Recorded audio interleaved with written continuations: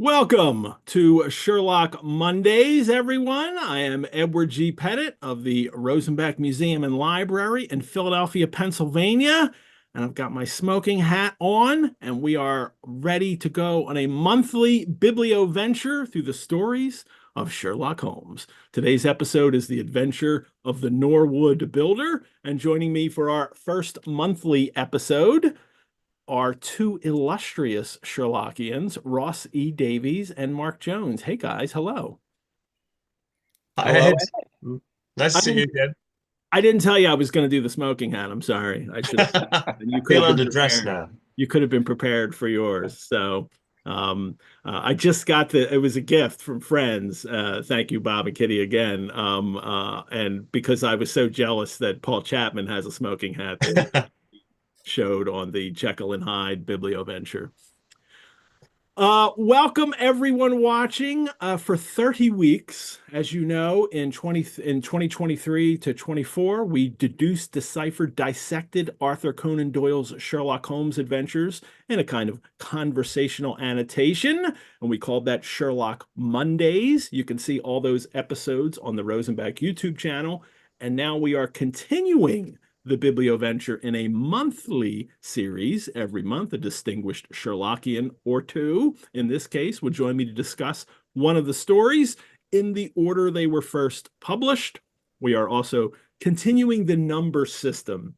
So this is the first episode of Sherlock Monthly, but it's episode 33. So I thought that would be it would be a better idea to continue the numbering for all of the episodes. And we have people from all over the world watching. Claire in New Zealand. Hi, Claire. And all over the country, Richmond, Virginia, and Beaufort, North Carolina, and Pottstown, PA, and Philly, of course, and Oconomowoc, Wisconsin. Maybe one day I'll say that correctly. Northern Utah. How about that, guys? The Rosenbach, everyone, holds in its collections first editions of some of Arthur Conan Doyle's Sherlock Holmes books, as well as the handwritten manuscript of The Adventure of the Empty House. And there we go. Sorry, it was like maybe a tech issue there. Our founder, Dr. Rosenbach, was deeply committed to mystery and crime literature, corresponded with famous Sherlockian and founder of the Baker Street Irregulars, Christopher Morley, and he once purchased Doyle's personal crime library. So we've got all these great connections with the Rosenbach to Doyle and Sherlock Holmes, and this show is a way of kind of highlighting some of those things. If you're watching live right now, I ask you to please like these videos if you so choose, and to subscribe to this channel. And if you're watching live, especially, have fun in the live chat. And that live chat gets saved, so you can go back. It's always there along with the videos. If you're watching the recording, thank you so much for watching. And if you want to leave a question or a comment in the comment section under the videos, I will get to those as well. And lastly, guys, before I start, please, everyone, if you would consider making a donation to the Rosenbach or by becoming a member, you can do this at our website, rosenbach.org. Your support helps us create programs like this and care for our collections. Sherlock Monthly is brought to you the generous support of Lisa Washington. Thank you, Lisa. So let me give a full introduction to our co-host for today. Ross E. Davies is a professor of law at George Mason University's Antonin Scalia Law School, where he teaches administrative law, civil procedure, contracts, employment discrimination, legal history, legal professional scholarly writing, and torts. He is the editor of the Supreme Court History, the Journal of the Supreme Court History, and is a member of the American Law Institute and the bars of the District of Columbia and Ohio. In other walks of life, he edits the Gazette, the Journal of the Wolf Pack, that would be Nero Wolf, and is an invested member of the Baker Street Irregulars, a two-time winner of the Doug Pappas Award from the Society for American Baseball Research. He's also the founder of the Arthur Conan Doyle Society. I put a link to that in the YouTube description, and a charter member of Bill the Cat Buyers Club. I'll have to ask you about that in a second. Ross has also edited a masterpiece of villainy, which is a facsimile of the original manuscript of The Adventure of the Norwood Builder. Thanks so much, Ross. Ross, is that Bill the Cat from Bloom County? Is this? Yes. Oh, Yes. uh, It's a sign of my age. Long, long ago, when Bloom County was a new thing, Berkeley Breaded did not have a huge audience. He once ran a promotion of a sort where in one of the published strips, there was an application to join the Bill the Cat Buyers Club. This was when Bill the Cat was, in part at least, sort of the Onion version of Garfield. And so the Bill the Cat Buyers Club was a caricature of the enormous, marketing of Garfield on coffee mugs and so on and so forth. There is no promotional material associated with the club. The only thing you get is a certificate. wow. Which is, yes, framed and hanging on the wall in my office at work. That is awesome. I have all the Bloom County books, including the one with the record in it. Yes, very good. Oh yeah, that's great stuff. All righty. Mark Jones has been fascinated by the works of Arthur Conan Doyle since he read the canon one wet summer holiday as a 12-year-old. Before diving into the lost world, he studied and taught the history of the 18th and 19th centuries, continues to work in higher education as a consultant. He has written several books on television, film, and literature, including Dark Matters, co-written with Lance Parkin, and which is an introduction to Philip Pullman's His Dark Materials. And he has contributed articles to the Baker Street Journal, Canadian Homes, the Serpentine Muse, and numerous blogs. And he hosts the Doings of Doyle podcast with Paul Chapman. That link is also in the YouTube description. Mark, welcome to you. Thanks very much. Nice to have you. Nice to be back here again after we did Paul and I did The Hound. Did you start with the canon, or did you Sherlock, or did you start with Lost World, or was it? Oh no, I started with the canon. You did I start. started You with the did start canon. with Yeah, Sherlock. I read the whole thing and then got to the end of it and basically thought, well, this guy's pretty good. What else did he write? And then the next thing was The Lost World. And after that, there's no going back, really. Your Doings of Doyle podcast is going to start covering the Lost World in your next episode too, We correct? are. Yeah, the next one, the one that we record at the end of the month we're doing The Lost World. But it's so big and there's so much to say about it, we're going to have to break it into at least 2 episodes. Good. At least 2. Do 3. At least 2. 4. That's fine. If We're people just going to see how we go. Yeah. When we did Study in Scarlet and Sign of 4, I mean, clearly we had to break those into 2 episodes each. And they could have been more. Yeah. All righty. Well, guys, Norwood Builder, a story that, as we were talking before the show, a story that doesn't always get credit for being a great story, but kind of is in some very interesting ways that I'm hoping we can really delve into today as we talk about this. There is a manuscript of it, and it exists, and hence, Ross, you were able to edit an edition of it. Not all of Doyle's works are available in manuscripts. The manuscript for Norwood Builder is in the Berg collection in the New York Public Library, and they have put it online as well, which is really nice. I put a link to it in the live chat, so anybody can see. It's also in the Arthur Conan Doyle Encyclopedia. They have all the images of it, so it's great to see. But Ross, talk a little bit about the manuscript and how it was put together, and or your introduction to doing it. Well, this manuscript, and first of all, just a word about the New York Public Library and the Berg collection. They are a wonderful resource right up the road, right from the Rosenbach in a way, the nearest northerly place where you can go for great Sherlockian treasures or Doylean treasures after the Rosenbach. And they have done a wonderful job with digitization. They have a tremendous Sherlockian Doylean collection, and not all of it is online yet, but substantial chunks of it are. And so it's worthwhile to go to the public library website and just search for Conan Doyle. You get all sorts of neat stuff. And Norwood Builder, in terms of its physical characteristics, is very much like the manuscript you talked about last time with Steve Rothman and the House manuscript that we have at the Rosenbach. Yeah, it's written in the same kind of exercise book. It's the same approach. He's on the rectos only, and Here's the cover I'm sharing yep. here because it's bound in these vellum covers Yep. that Doyle had put together, hoping that some millionaire would come along Yes. and he could sell them to. But instead, he donated. I know he donated the Empty House. Did he donate this manuscript as well to the Red Cross auction? No, Yeah, it I was don't think auctioned. it was auctioned, but it was not the Red Cross. What was it, No, Mark? it was the First World War effort, wasn't it? I think. Yeah, I think it was. Yeah, it was for one of. There were, not surprisingly, there were dozens of different kinds of fundraising efforts. Yeah. Not only for the war effort itself, but for the families of people who didn't come back, and so on and so forth.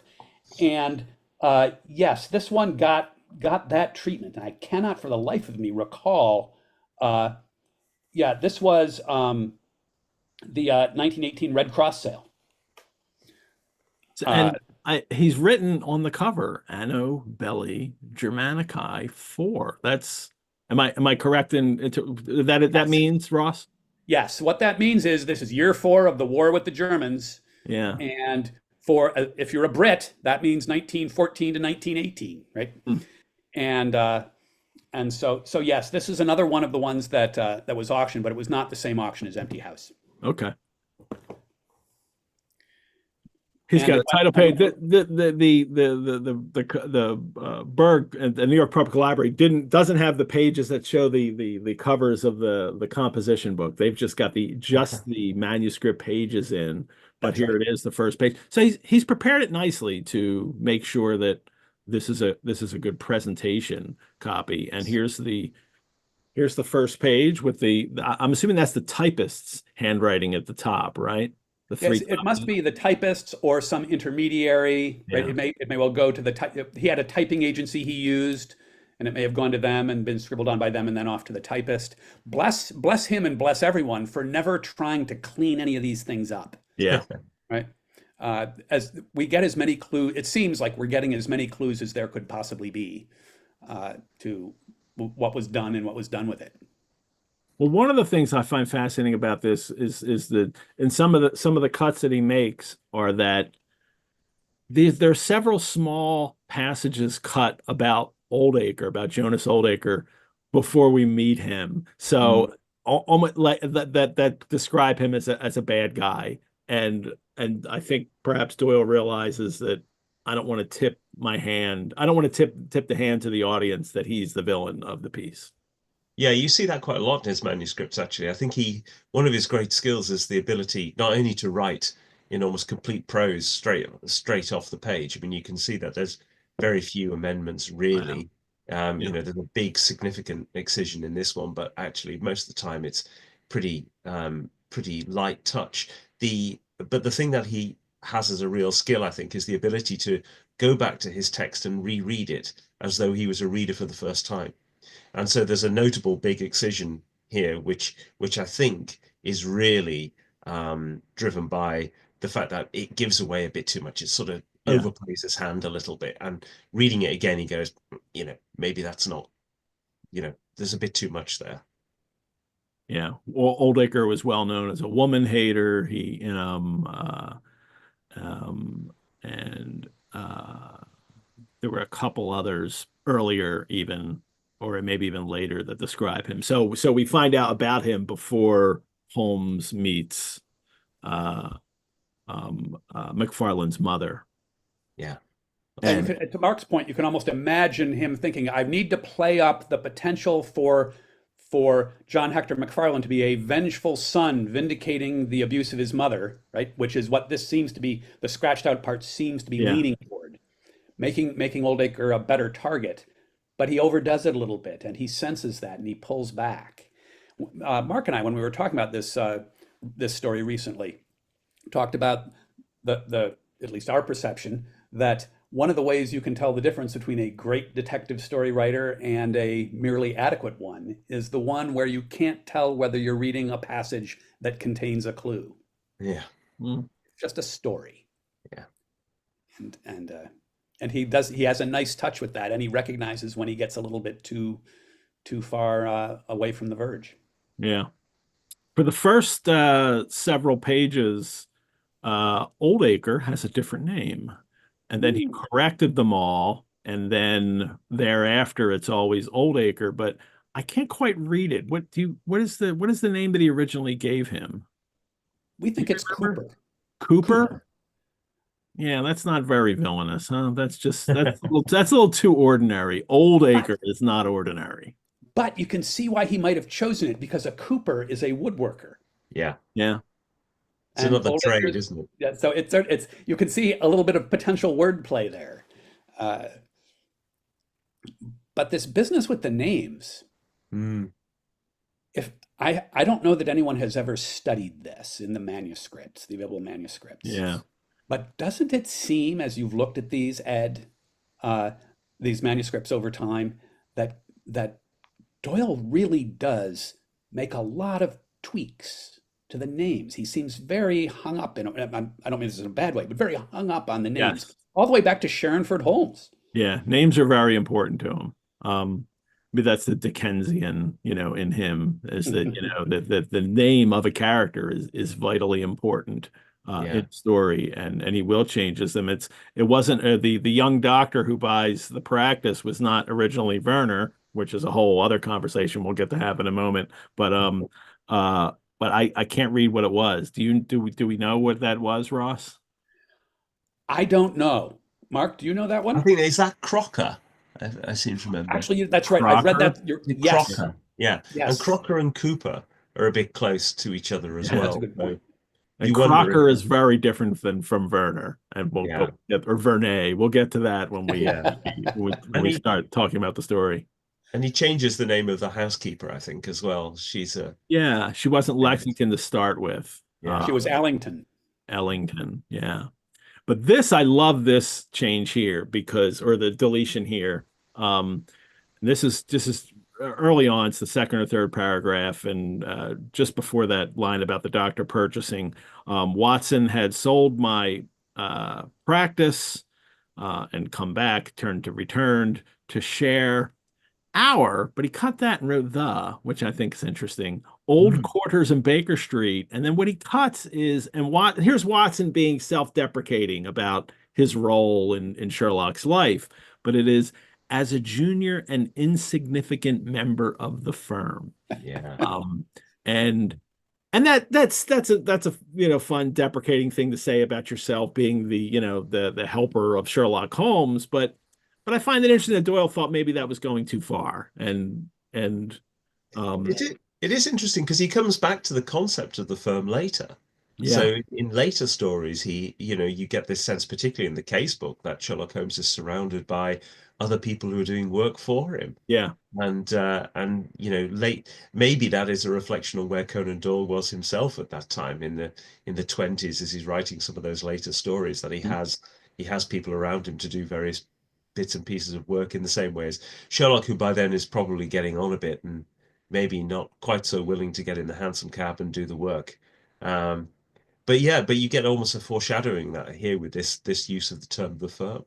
and There's, many. Well, I'm just going to say too, and many people who love Watson will say he's certainly not insignificant or even junior in many cases, and this is a story that there's a couple moments that really pays attention to their closeness and their friendship, and maybe that's the part that I think that Doyle wants to make sure we're getting here, that these men are also friends. Watson's not just staying there to help him with things and in some menial way, that they are friends. And so perhaps that line wouldn't ring true, even in a self-deprecating way. Absolutely. yes, and in addition to that, and now I'm speaking as someone who spent a number of years as a junior and insignificant member of the firm. For the audience, I'm a lawyer.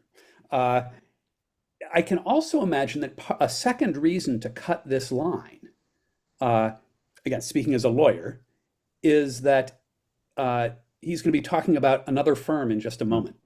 Mm-hmm. And this cleans up the narrative a little bit and reduces the chance of a reader being confused between the firm that Watson is talking about and the firm in which McFarland is a partner also. Yeah. So we stick with one firm that way also. And he is a very, very practiced craftsman at stories and making sure people don't get confused as they go through these. So the only other little note here I had was towards the bottom here, he had written, "Oh my God, what is that?" And the Strand's not going to print that anyway. Strand is going to change it. Their house style is they don't. That's right. So he just right away said, "Okay, great heaven," is what the line would be. It always gets cut. Every time he uses, "Oh my God," it gets cut. Well, here he caught himself and realized, well, okay, I'll do it myself. I'll edit my own work for you.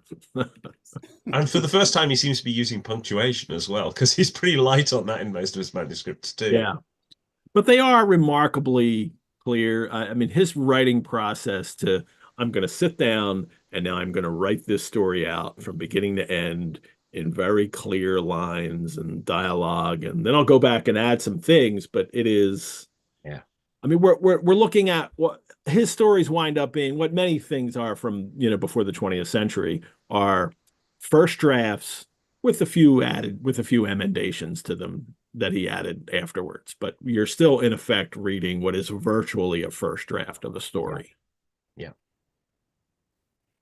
Yeah, you do get the feel from that page there, Ed, that this is one of those pages that he wrote while reclining. And this is sort of where was it? Page. Which one was it? Was it page 11? That one right there. Yeah. Look at the bottom two lines. They drift off a little bit. The writing is a little bit blurry. Yeah, it gets I'm imagining smudged. him sitting in a recliner while he's writing this. Don't you think? And the pen that he uses, the ink goes. So I mean, this could be a dip pen, but I don't think it is. But it's just the ink does come out stronger in some places than others. Yep. And that's clear in his other manuscripts as well.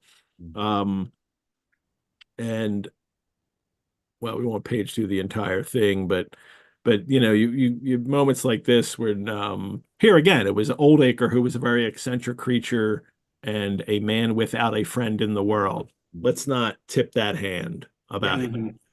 Let's wait a little longer.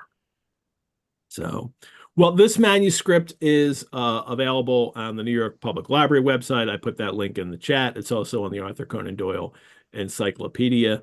And it is absolutely fascinating to go through and see the genesis of a Sherlock Holmes story. And it's great to see as well in the BSI manuscript series edition. Ross, is that still available? Yes, this one is still available. Yeah.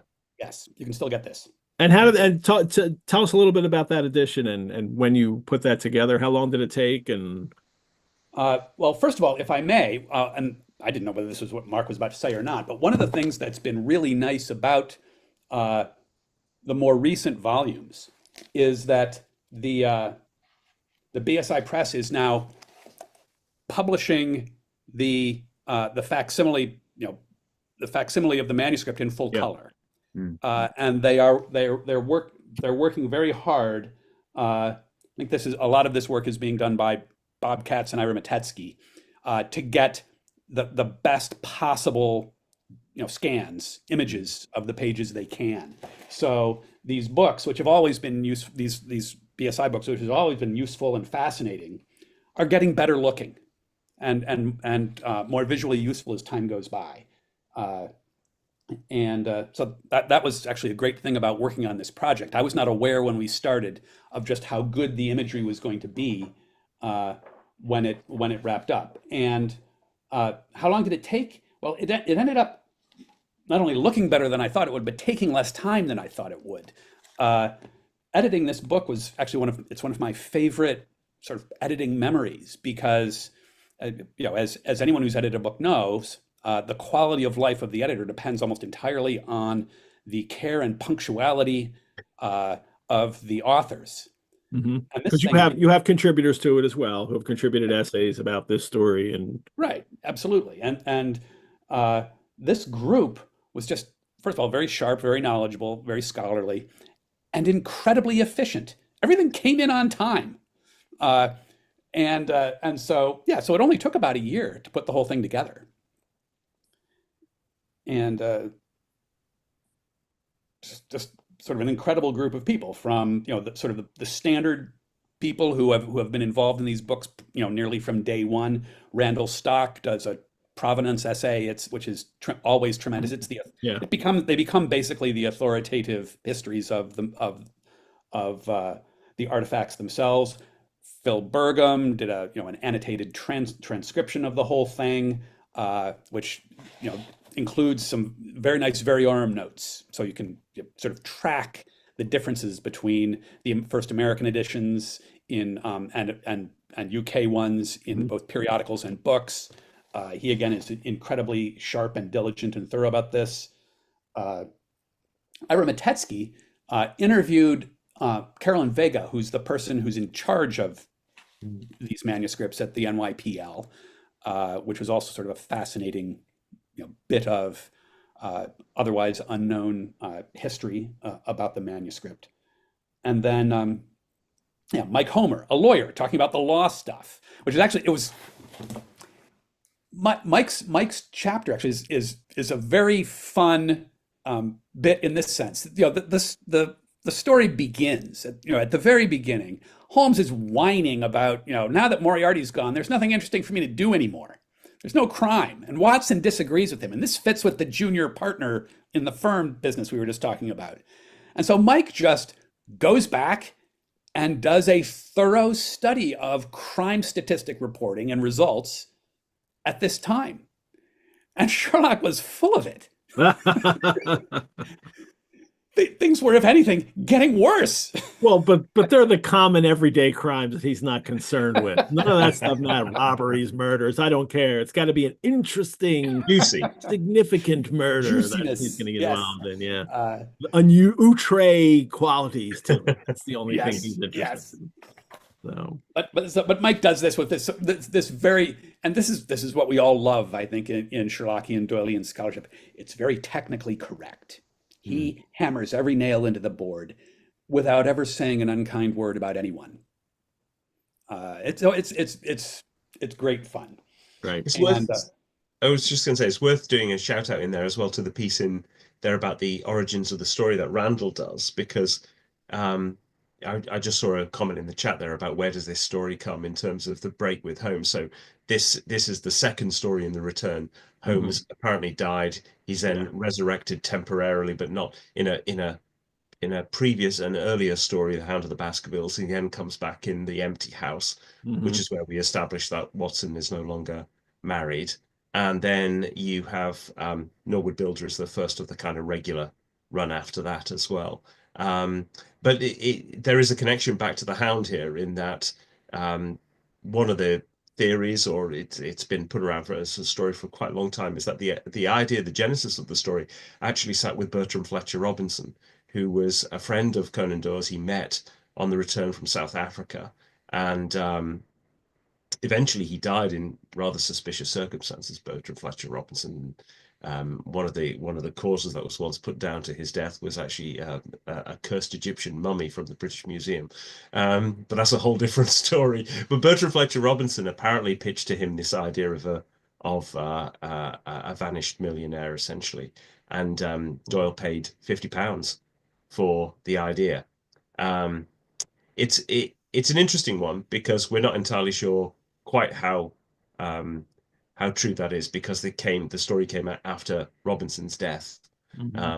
But the other thing about it is that Bertram Fletcher Robinson himself wrote a story called The Vanished Millionaire in 1904, which is a complete rip-off of the Norwood Builder. So you get all sorts of, it's quite a complicated history, but Randall does a really good job of kind of unpicking some of that. Interesting, because Robinson also he's the one that Doyle met with, and they talked about the Hound of the Baskervilles plot, and Robinson gave, and Doyle paid him for that and credited him at the beginning of that novel that he was inspired by it from Fletcher Robinson. But the Norwood Builder too. So either Robinson's Norwood disappearing millionaire story is a ripoff, or that was his original story. Exactly. Yeah. Yeah. Well, Yeah. So go ahead. go ahead. Go ahead. I was going to get started and talk about the Strand because it's published in November 1903 in the Strand, and in Collier's, the American magazine, October 31, 03. I don't know why I mean, I guess it's just the change, but the Strand is still being published in America. And earlier stories, it was just the Strand had it all. But now what I'm assuming is Doyle can just make more money negotiating with Collier's and the Strand. And the Strand, he's only going to give the British rights to, and the American rights are going to go to Collier's because they'll pay him even more for that. So they get two different publications, and then so the American always winds up coming out slightly before the Strand. Go ahead, Ross. The American periodicals are dated before the Strand periodicals. Okay. Right? We don't know for sure when they arrive on doorsteps or in newsstands necessarily. Okay. So they may not be. It just might be. Right. Yeah. We can't be 100% sure. In a situation like this, it's probably fair to say simultaneous is as close as anything. Yeah. Probably. I don't know what happens to Magazine Day in the 20th century. Magazine Day in England in the Victorian age is the last weekday of the month. So whenever that falls is when that. So it's always just before the month begins for a monthly issue. But I don't know how much that continued or if they were already creeping into weeks ahead of time. Oh my gosh, talk about Christmas issues. Yeah. Coming out in November, right? It's like the modern treatment of Halloween, Thanksgiving, and Christmas. Right? Yeah.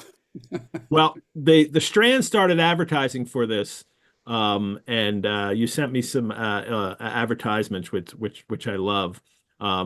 Here's one of them. The second of Conan Doyle's new series of Sherlock Holmes detective stories is made to hinge upon so simple a clue as a bloodstained thumbprint. And there it is. See the Strand magazine, November. Yes, and I suspect the person with the largest collection of these ads is Bert Wolder, who wrote a chapter about them for the manuscript volume. And then there was a postcard that they put out, and here's the one side, and on the other side of the postcard was the picture with him looking at the bloody thumbprint here. And here's the Collier's ad. Well, it's interesting that the Collier's ad is just the thumbprint, but we'll see what the cover of the magazine issue is. Now, Ed, if I may, I have a concern with, in particular, this ad. The Strand ad, the thumbprint apparently was quite smeary even in the original. I've never found a nice clean one. But Collier's got that thumbprint somewhere. Somebody's thumbprint. Whose is it? This is the thumbprint of the real killer. Yeah. The real killer of the rabbit, I guess. And I really like this a lot, even though because they have a symbol, a little icon for each of the stories in the return that are coming up. So this would be after they were all written and then they're advertising it. But of course, for this story, it's not just a thumbprint. They have a whole handprint up here, as we'll see also on the cover. But is it Solitary Cyclist, 6 Napoleons, Golden Pince Nez? Is this an anchor with I think this is a sailor's mark. What is this? Is this Black Peter? Yeah. Maybe? That I think is what it is, yeah. But I like this setup here to do this. And what is the three glasses here then? That will be the Abbey Grange. Is that Abbey Grange? That will be pouring the wine between the glasses. Yes, thank you. So, yeah, and so there's some Collier ads. And then here's the cover for the Collier issue. We'll look at the Strand cover in a moment, but a beautiful Frederick Dorr Steele portrait of Sherlock, although, as has been pointed out, why on earth he's wearing his dressing gown at the house where the handprint is on the wall. And of course, why is it a handprint when it should be? Hey, You don't know that that is at Oldacre's house. That could just be it. That just could just be, Watson being messy at Baker Street. Yes, once had a brief conversation about this cover with Mike McSwiggan and Frank Cho. Frank Cho being a fantastically brilliant artist generally and Hmm. first-rate Sherlockian illustrator. And Frank's response, basically, her comment was basically, "This is artistic license. Yeah. Uh, we're speaking to an audience just, we as artists are speaking to an audience just as much as Arthur Conan Doyle is, and Steele was speaking to his audience." The cover needs to appeal to, the general idea of Sherlock and this story, and I don't know how many, covers of magazines that I've seen for the old fiction magazines where it does correspond, where it truly corresponds. No, this is a whole separate artwork inspired by the Yeah. series. And it's cool. It's Yeah. good. And imagine if there were just if the only image he was looking at was the thumbprint part, your average reader would look at it and say, what's that Yeah. red Yeah. dot? That's right. It would look like a printing error. Yeah. But if he made the thumbprint big enough, Yeah. then is this Sherlock Holmes versus King Kong or what? Yeah. Perhaps that was the first draft. He did it with a thumbprint, and they were like, "Well, I don't know what that is. Is there a spot on it? Is he looking at Mrs. Hudson's not cleaning up well, or Uh, so, all righty. Let us stop with those and get going with the story. We have shared a PDF of a facsimile of The Adventure of the Norwood Builder as it was originally published in the Strand magazine in November 1903. But I also put a PDF of the Collier's Weekly version of it from October 31, 1903 on our webpage as well. That's where you can download them at the Rosenbach Sherlock Monthly page. And if you register for the series, I send those links to you every month before the show. So the last story was The Empty House. We covered that, several months ago, and in this order. And that's when, Watson discovers Holmes is not dead, and of course faints for the first and last time in his life.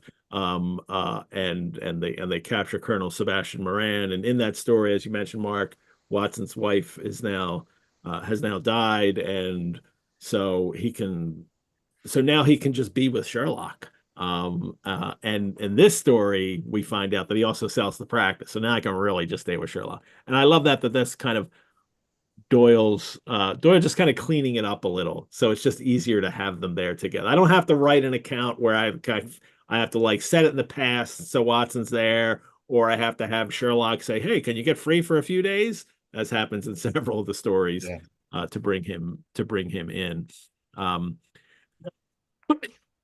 It begins from the point of view of the criminal expert, said Mr. Sherlock Holmes. London has become a singularly uninteresting city since the death of the late lamented Professor Moriarty. He's kind of bummed in a way that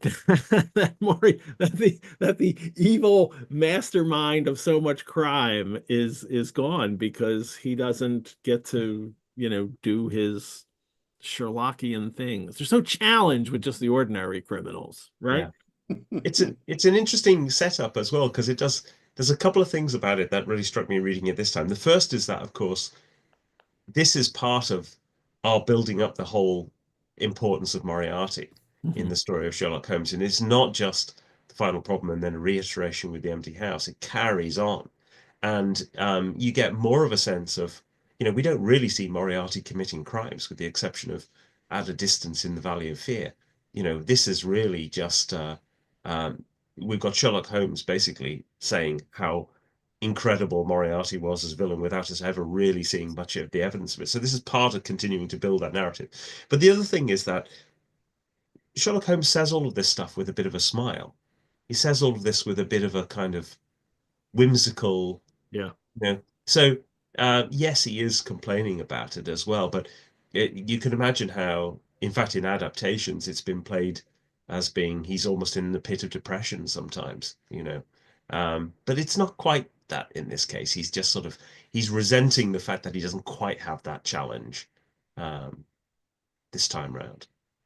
he acknowledges the community is certainly the gainer and no one the loser except for himself, the poor out of work specialist. Yeah. And but he finishes that little thing.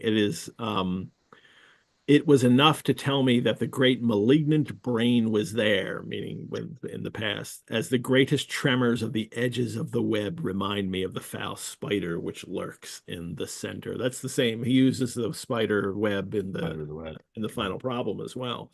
Or is it maybe the I'm not sure. But that's what it's not Sherlock's job to just catch ordinary criminals.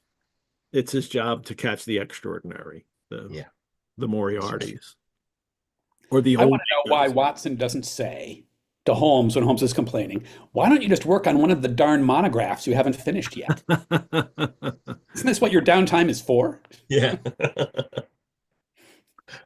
Well, they now's when Watson says he sold his practice to a young doctor named Werner or Verney. He has sold his small Kensington practice, and that's an interesting name, isn't it? Because it's close to another one. Which name is that, guys?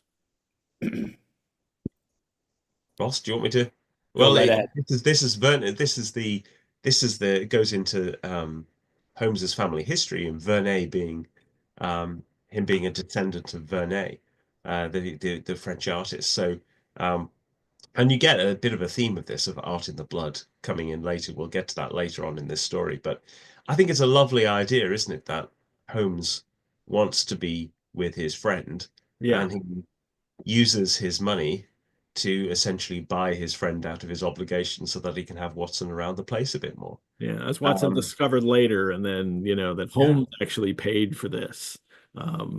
And for people that don't know, the Verney with a T on the end. Yeah. And what story is it that Holmes says, The Art in the Blood? Greek Interpreter, isn't it? Greek Interpreter. That when he introduced his brother, that his grandmother was the sister of a French artist. Yeah, that's it. And this name is very close as This well. is another one of these. Sorry, go ahead, Ed. And he changed it. Like he didn't originally have this name. He had changed it after when he thought about it. It does make you wonder, doesn't it, whether something was going on maybe subconsciously with Doyle even about this, that you could imagine this being that he later found that the doctor was Holmes's cousin. Yeah. That's another way the next line could have gone. Yeah. Mm-hmm. Yeah. I suspect it's one of those unconscious things that he's probably just forgotten that it was Vernet, and it's he would certainly be familiar with Vernet as an artist. Yeah. Given his own, the artistic heritage in his own family. But I think it's probably just something unconsciously playing on him as he gets into the names, and the names are so great in this story, as we've already touched on.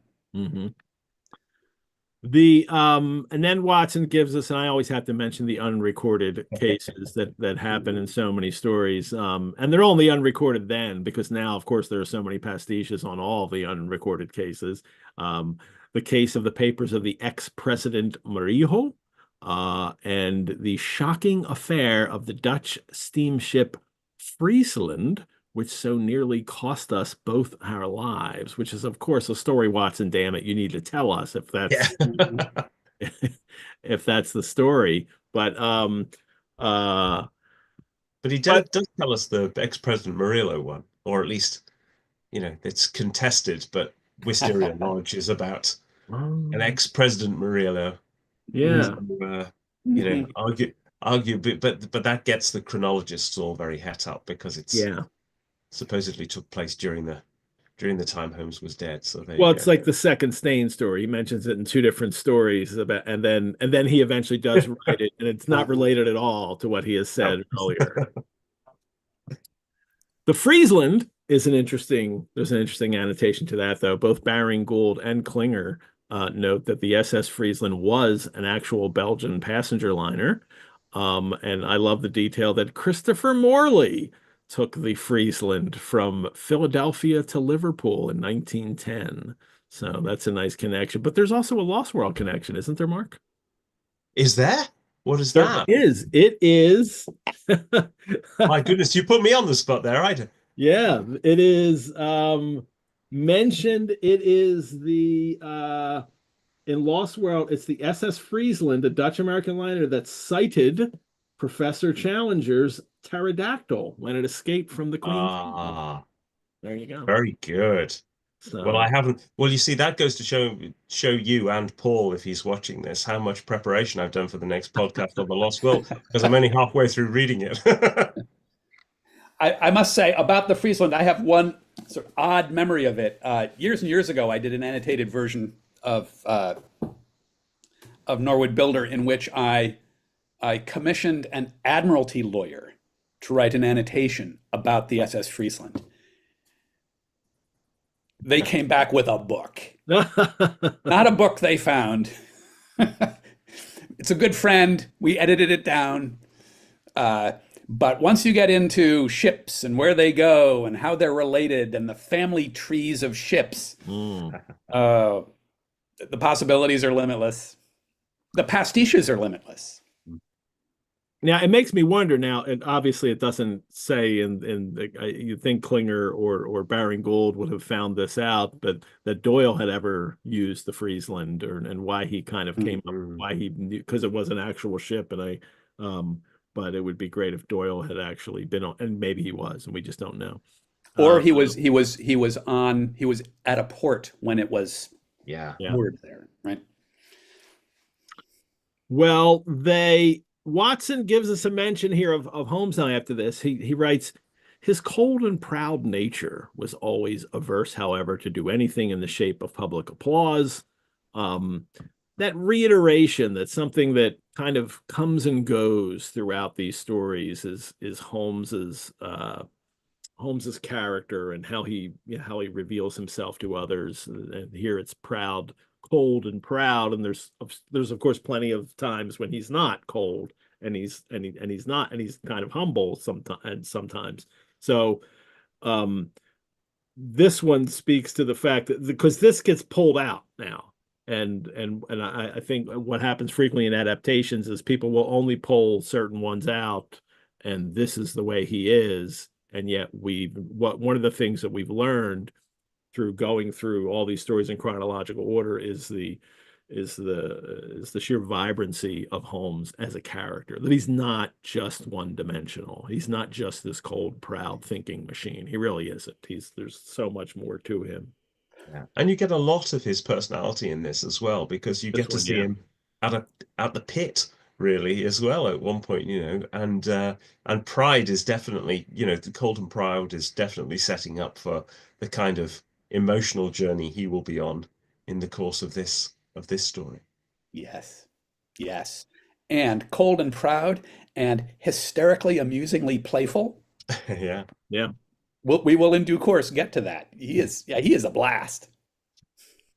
Watson also mentions at the end of this paragraph now he's able to write the stories, a prohibition which, as I have explained, has only now been removed, that Holmes had prohibited him from writing stories.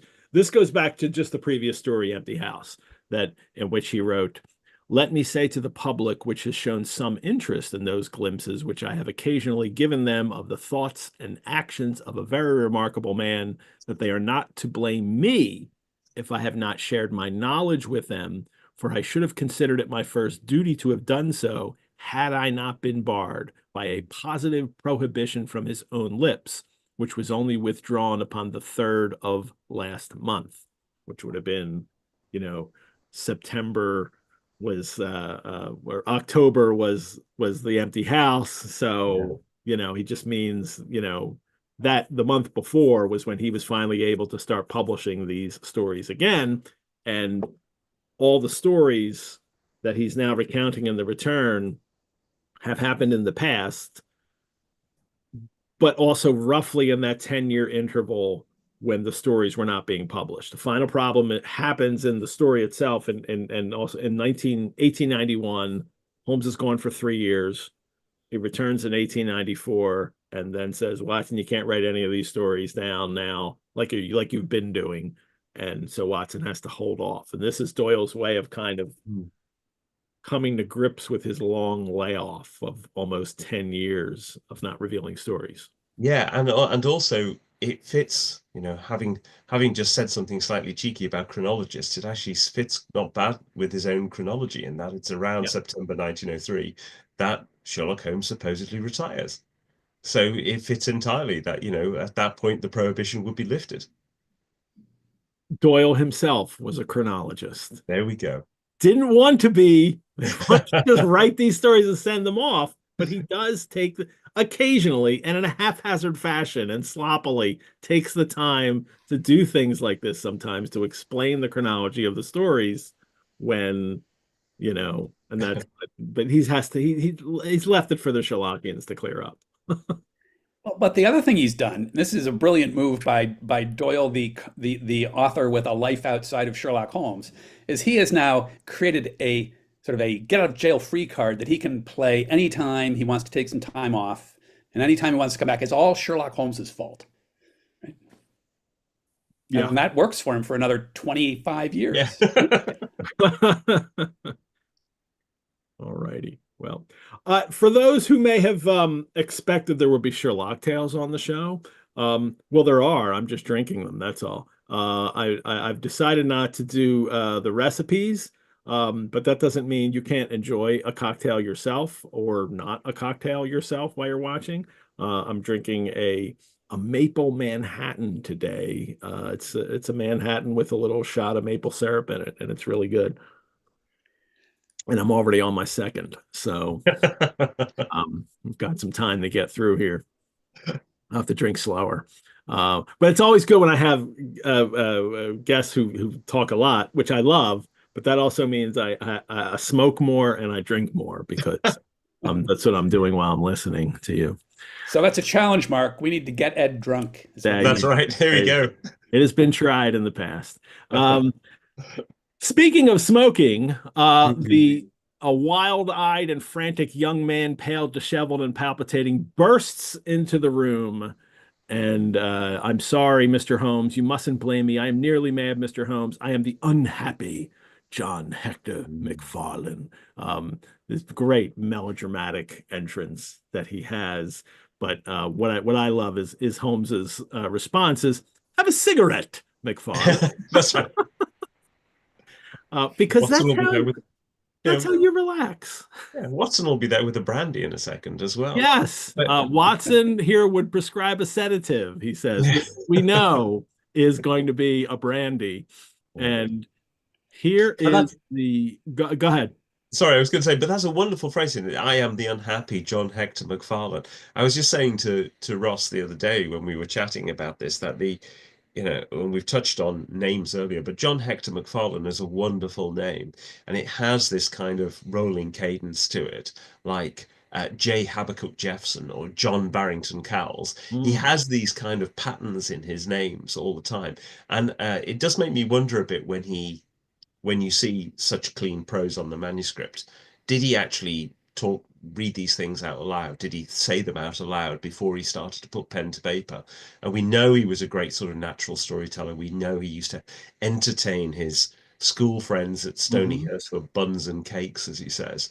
But there's quite a lot in, I think, his writing that works really well for modern audiences because it's so easy to read. And part of that is that it almost reads as though it should be read aloud. I wonder how vocal of a writer he was. We know this about Dickens. We know that Dickens would be reciting, lines of dialogue and looking in the mirror and doing it. We know this about some pulp writers. Robert E. Howard used to type his stories as he was shouting out all of the lines as he's typing away. And there are authors who are very aware of how these stories sound to be read aloud. And Doyle is coming from that. From the 19th century and the Victorian age when people were still reading aloud frequently stories to each other.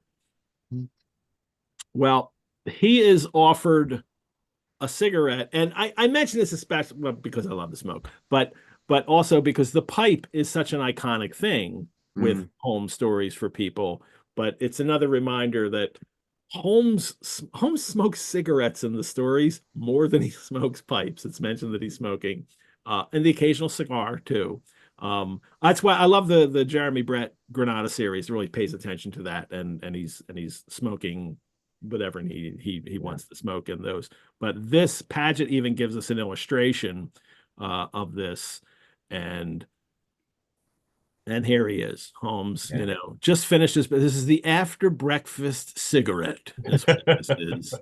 And as McFarland bursts in, and of course, one of the things that he deduces from him right away is that he is asthmatic, and so please don't give him a cigarette. Yeah, that's right. But that's not part of the there were people who really believed that tobacco would help asthmatics. Teddy Roosevelt, asthmatic as a young child, was given cigars to smoke to treat his asthma. Yeah. And it worked for him, apparently, because then he became this great athlete in later life. It didn't work for him, but he's lucky it didn't kill him as a child, giving an asthmatic child cigars to smoke. But yeah, it wouldn't have been considered part of, wouldn't have considered it was hurting him for many people. Yeah. But not for everyone, obviously. But to your point, Ed, for a cigarette smoker, this, by the way, is my favorite Paget illustration for this story. His posture, the arrangement of the used dishes on the table. This is the context in which you would sit back with the paper and have a cigarette with your coffee and tap the ashes into the residue of your egg, and it feels like a cigarette smoking situation, doesn't it? There you go. Well, it does to me. Yeah. But the person who starts every day with coffee and a pipe. But It's the better of Paget's illustrations this time. I don't think he's that great an illustrator most of the time, but partly we're gonna get into this later as we yeah. We don't really know because I mean a lot of the actual originals that survive of the artwork are significantly better than the engravings that you see than the reproductions in the Strand. But this is quite a good one. It's got a bit of energy to it. Yeah. And you even got the box, the cigarette box right there. It would be right in front of John Hector McFarlane when he's standing there breathless and wheezing. Right?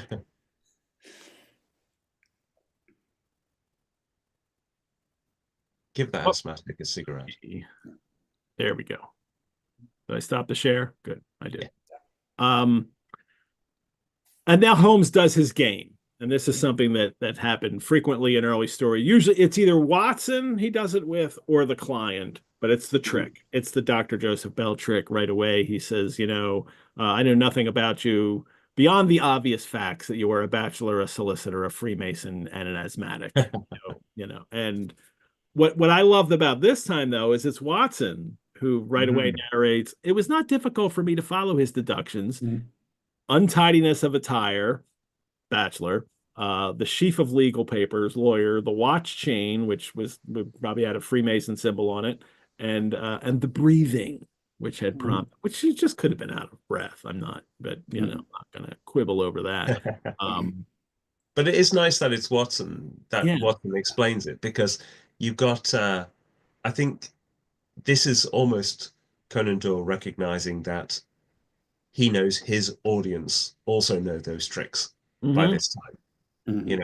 It wouldn't quite work if it was, goodness gracious me, Holmes, how did you know that? Yeah, by this point that has to go away. Now I'll be interested to see if that turns up again as he continues to write these stories, because and I don't pay attention to chronology because I can't. But in published order, it's important to me to see how Doyle is treating this idea. And it's also important, Mark, because Watson is us, he's the reader. Yeah. The writer and the reader. He represents the reader It's one of the many points in this story where I think Conan Doyle recognizes that he is writing for an audience who are very familiar with Sherlock Holmes. He's back. And there are just a few nods here and there to the fact that he knows that he's having to play this game slightly different this time round, because the audience is so used to the tricks. And when you get to the prestige moment at the end, it is set up as a magic trick. Yeah. But we'll get there eventually. That's interesting you mentioned that too, and that's something I'm really going to pay attention to as I go through these return stories every month. Is that how aware is he of what he has done now, what he did, but 10 or 7 years ago or whatever it was, before he came back with the Hound, and then these, and how much he pays attention to this kind of formula that he set up and doesn't make it stale. Because I know I've read the stories; they're not stale and but how he crafts them to be that way. I'll have to pay attention to that as we go along. And I invite all you as well, people, to pay attention to that.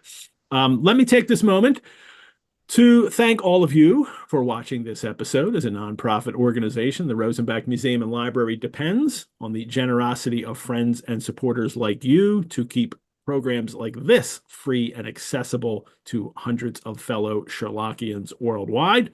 I hope you will consider supporting the Rosenbach and Sherlock Monthly by donation, which you can do at our website, or you could become a member. Membership gives you free museum admission, discounts on programs and courses, exclusive invitation to members-only events, and also early access to registration for programs. You can learn more about how to become a member on our website. And there are lots of great in-person programs and courses at the Rosenbach, but right now they're all sold out. We've been exceptionally successful this fall, and there will be plenty more programs and courses in the winter and then in the spring that we're planning, including 14 courses, including 12 online courses that are coming up. Actually, 2 of those are actually available to register for. There's a Ulysses online course that starts in February you can register for. It's called Ulysses Weekly, 18 chapters of Ulysses, 18 weeks of discussion, plus 60 mini lectures that the instructor has put together, Rob Berry, that you can watch on your own time. It's a great way to read Ulysses if you've always wanted to read it and haven't done it yet, or if you love that book and want to return to it. I'm also teaching a Dracula course for the Rosenbach online that starts in January. That's available to register. But you can also visit the Rosenbach if you are in the Philadelphia area and enjoy our Treasures Gallery, which we have set up featuring literature of Great Britain and Ireland from our collections.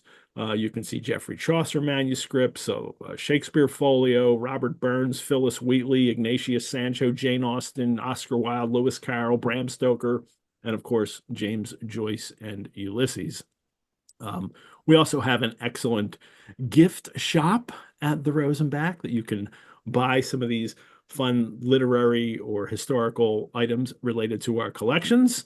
And you can schedule a time for a guided tour to see our historic house, or you can just drop by when we're open Thursday through Sundays to visit us. I put the link to visit the Rosenbach in the chat as well.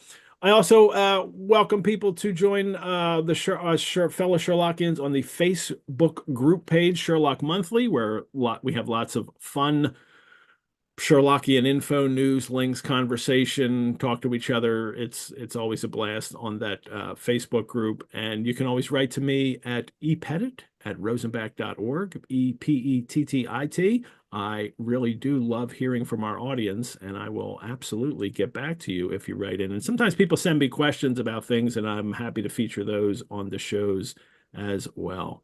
All righty. Back to our story, gentlemen. Which we've barely begun, but that's okay. Yes, I was just thinking that. I'm not.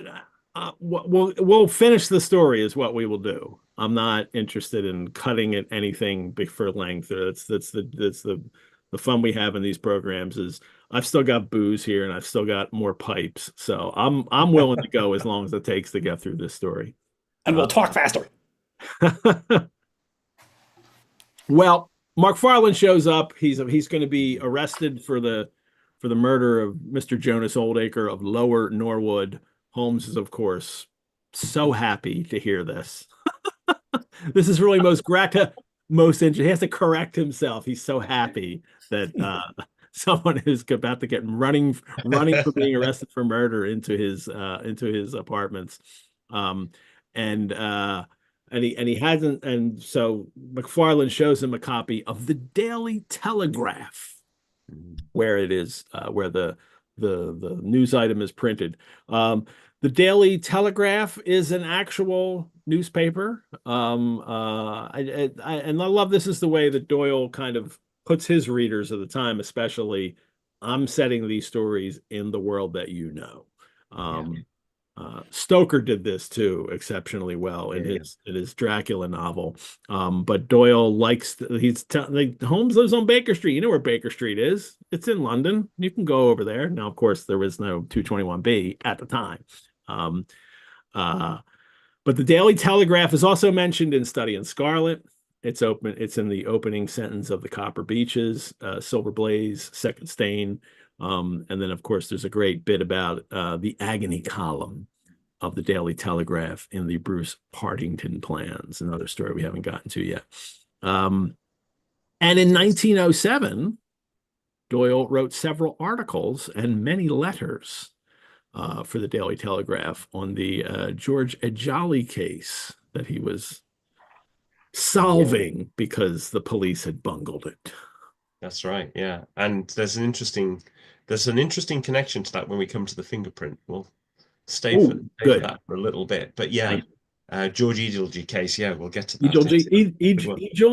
Is that well, nobody, yeah, I'll go with the default with the pronunciation from Sherbani Basu, who did a fantastic book called The Mystery of the Parsi Lawyer about the case, and she thought it was pronounced Edelgy. Edelgy. Yeah. If there is actually a leading living authority on this subject, and it's Sherbani Basu, so we can defer to her safely. Yeah, that's right. Well, that was Doyle in real life becoming Sherlock Holmes, and using the Daily Telegraph, using the press to put forward a case, to help, exonerate someone who was unjustly convicted and imprisoned over a crime that he did not commit. And he does the whole Daily Telegraph bit. The nice thing as well is, of course, he's writing that in the mode of the Daily Telegraph as well, with the late edition as well. And also setting it in Lower Norwood, which was, a part of London he was very familiar with because he lived there.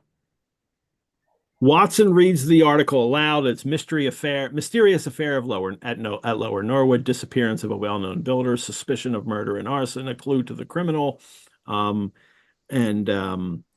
McFarland is worried because it will break his mother's heart. It will break her heart. He has to repeat it. And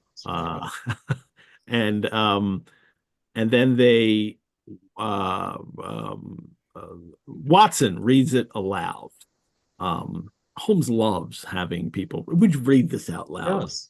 Because it could. And Doyle doesn't have to do that. He could just print the article in there that in the story that they're reading. But he always makes a point of Holmes likes to hear these things out loud. He thinks better when listening. And we'll get to his listening posture in a minute. But we get the details of the crime scene.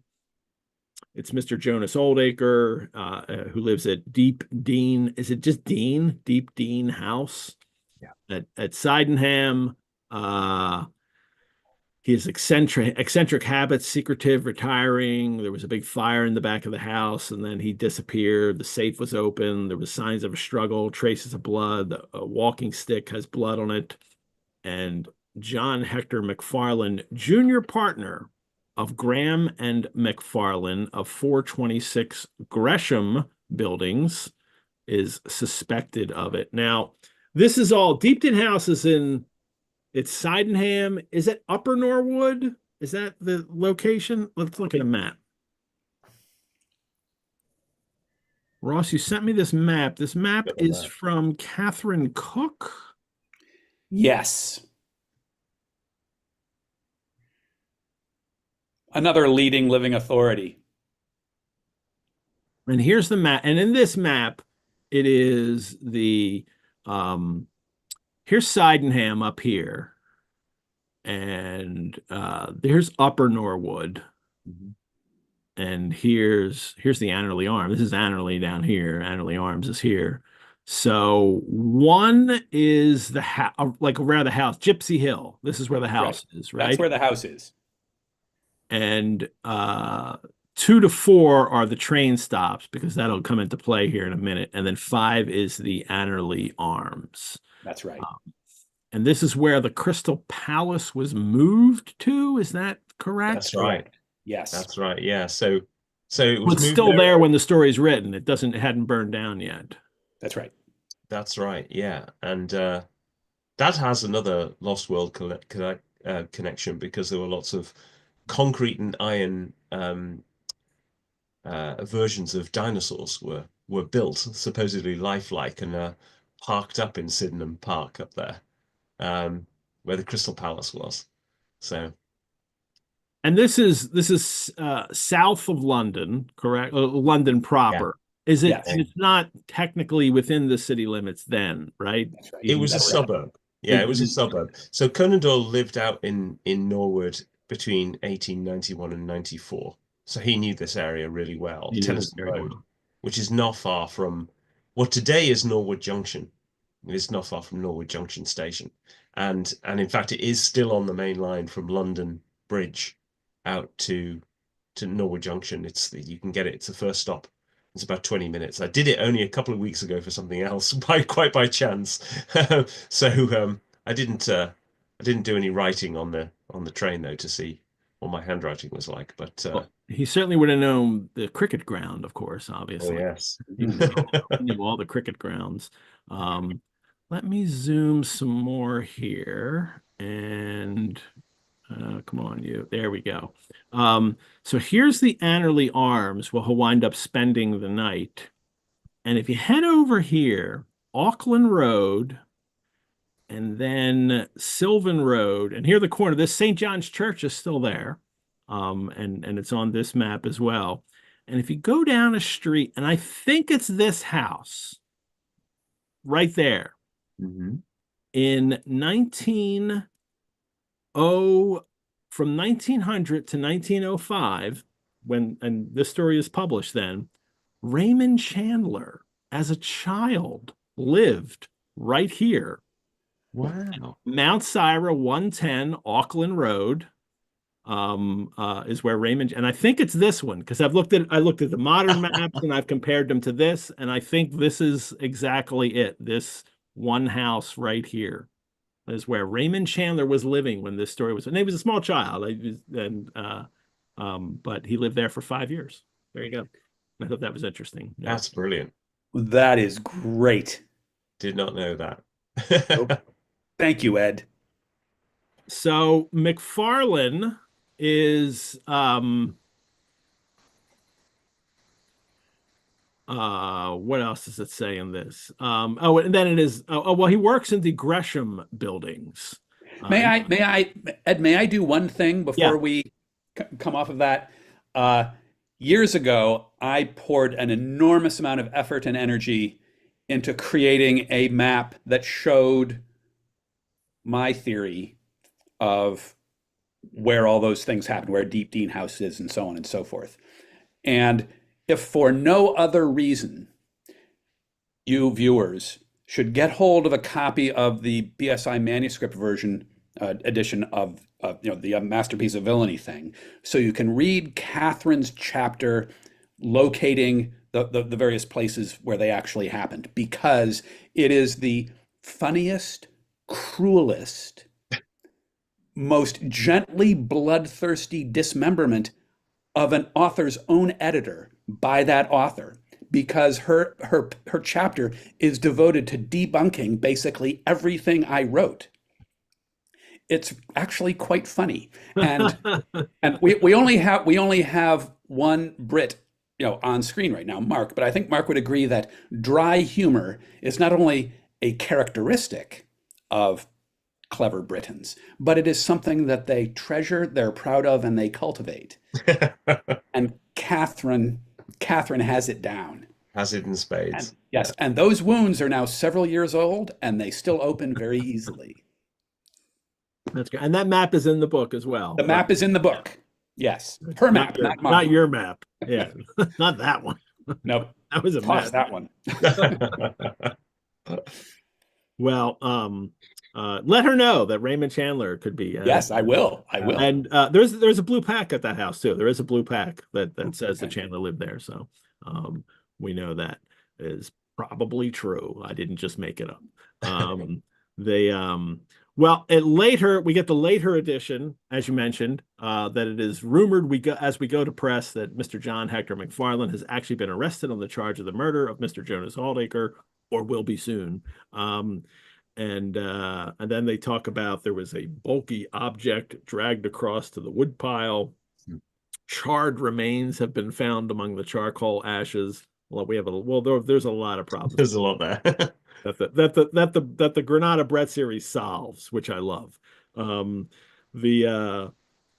then of course the conduct of the criminal investigation has been left in the experienced hands of Inspector Lestrade of Scotland Yard, who was following up the clues with his accustomed energy and sagacity.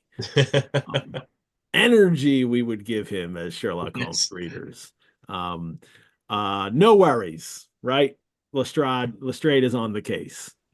And this, by the way, Ed, is a great example of what you were talking about before. This plays directly all the way back to Study in Scarlet. Yeah. We know, all the readers know exactly where the Telegraph is getting the sagacity nonsense from. Yeah. Right?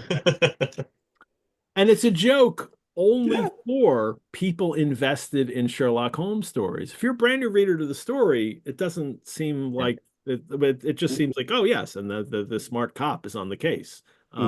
No, he gets to make this ironic comment about Lestrade that only people who know the stories understand. But he works. It was mentioned also that he works, and the McFarland works at the Gresham buildings, and we have a picture of those as well because they actually exist as well. And these are in London, right, Ross? You sent me this picture. Right. Yeah. I can't read up here. I see a Gresham, and then I can't see it's something society on the building, and I don't know what. It's an insurance society. Oh, okay. And which is one indicator that then as now, insurance companies actually own everything, and they just sell signage to their tenants. Right? Yeah. So. Well, we might as well while we're doing this in a moment, because then we'll get to we'll skip over these. We'll get to the Annerley Arms now. Because this is Annerley Road. Well, he will wind up staying, and the arms are all the way on the far left edge of the picture. If you see right here, right there, that's Annerley Arms. Yeah, and here's a motto because it still exists. There it is. The pub is nice. If you go online and look up, the pub looks really, really like a nice pub. Well, that was going to be our plan. The original plan was that Ross and I would be broadcasting together from the same room from the Annerley Arms, but unfortunately our diaries couldn't align. Well, thank you for attempting that. Let me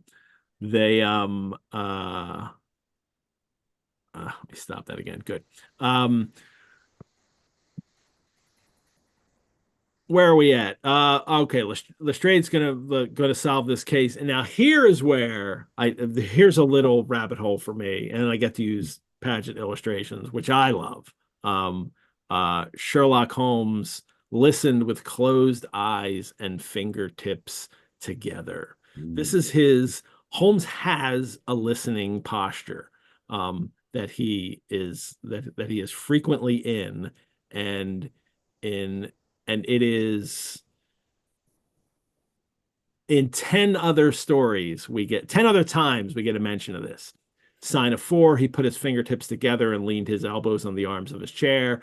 In Red-Headed League, relapsing into his armchair, putting his fingertips together. Case of Identity, Sherlock Holmes with his fingertips together and his eyes to the ceiling. And then a second time in that story, he sat silent for a few minutes with his fingertips still pressed together, his legs stretched out in front of him, his gaze directed upward to the ceiling. 5 Orange Pips, Copper Beeches, Final Problem, twice in The Hound, and then once in the Valley of Fear.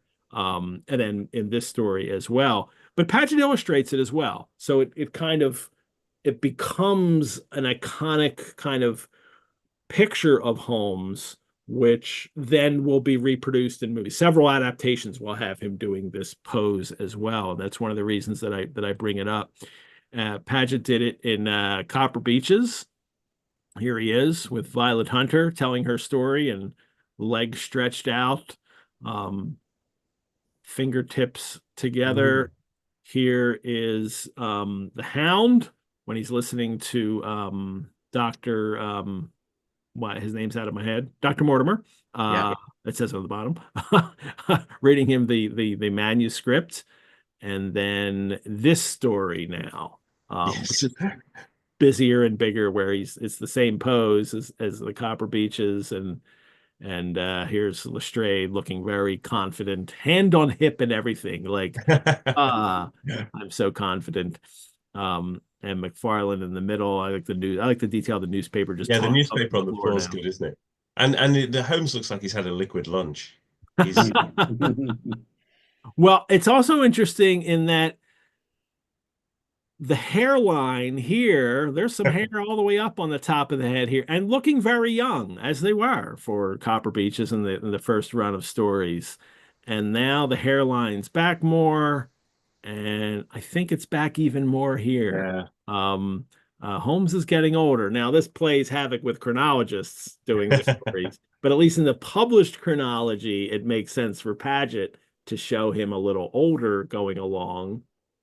And his model is his brother. And I don't know if his brother continues to be his model over the years. He's originally quite possibly. Walter, right? Is his name? He's originally the model for Sherlock Holmes, and then I don't know if he then continues to use him, but if so, perhaps Walter is going balder and balder as. It wouldn't surprise me. I mean, the other thing is that the furniture in Baker Street will be the furniture that was in Paget's house. Yeah. You see that with another Holmes illustrator, H.M. Brock.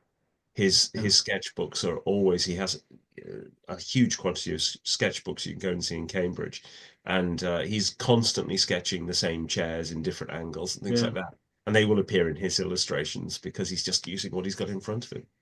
We featured the wicker chair, and I'm not sure which episode of Sherlock Mondays, because that was also in the exhibition because it was Paget's chair, and he used it, and he refashions it. Once it's a chair with 4 feet on the ground, then Paget also makes it a rocker, but it's the same chair made into a rocker in his illustrations.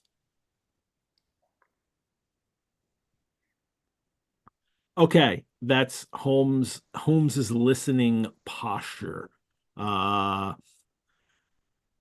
McFarland he lives at Torrington Lodge, Blackheath, which in relation to Norwood and Sydenham, is it just above that? It's above. It's closer to London Bridge. It's further east. So if you went out from Greenwich, you go through Greenwich Park, and then you reach Blackheath. And of course, Watson played rugby for Blackheath, and so you've got a little nod back to that as well. What story is that mentioned? That's Oh, now you're testing me. Is that missing three-quarters? It's so that will come up later. We haven't gotten to it yet. We have no idea what you're talking about. No, there you go. Sorry, spoilers. Now you know Watson played Blackie. Oh, you ruined it.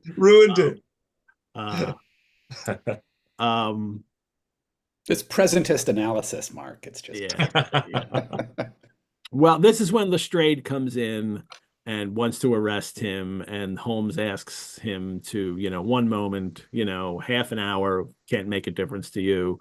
And Lestrade's response is, "It is difficult for me to refuse you anything, for you have been of use to the force once or twice in the past, and we owe you a good turn at Scotland Yard." Now, again, that reading of it that I just gave, that's only because I know the stories. He saved your bacon a lot more than once or twice, Lestrade. But Lestrade doesn't like to admit that, of course. One thing we will definitely see through at least a couple of these stories in the return is how Lestrade reacts to Holmes, and this at the end of this story, and then in a story later, which I won't bring up yet, which is which is a really nice development of the way these characters relate and the way Holmes relates to the police in a way. So pay attention to that, everyone, as we work our way through these stories. I wonder, Ed, how much that has to do, sort of without getting into the later stories, with the fact that particularly during the Doylean hiatus, right, from 93 to 03, there was an increasing amount of commentary by law enforcement professionals and also actually by lawyers about sort of the limited range of the difference between the way Sherlock at his best and law and order people at their best, professionals, did their jobs. Hmm.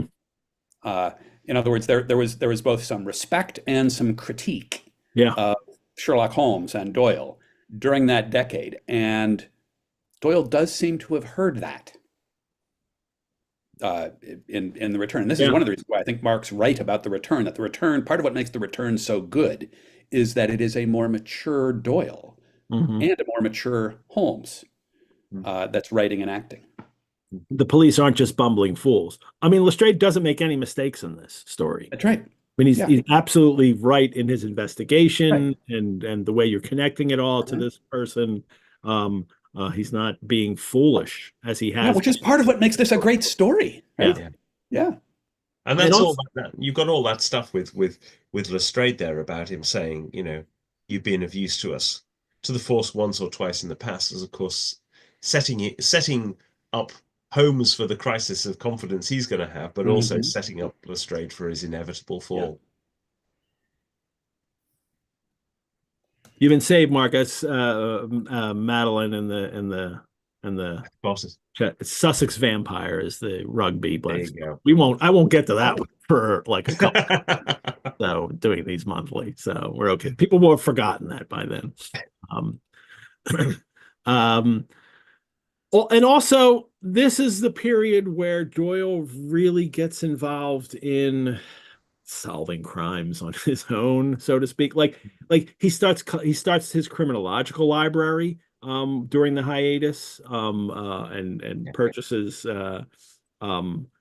so many of those books and puts them together, and he's becoming more involved in issues of criminal history in the 20th century more than he was when he was first started writing the Sherlock Holmes stories. So he's paying attention to more of these policing issues and how they investigate crimes than he had been when he was first writing his stories, I think. Yeah, I think that's fair. And he's member, I think it's around this time he's member of the Crimes Club.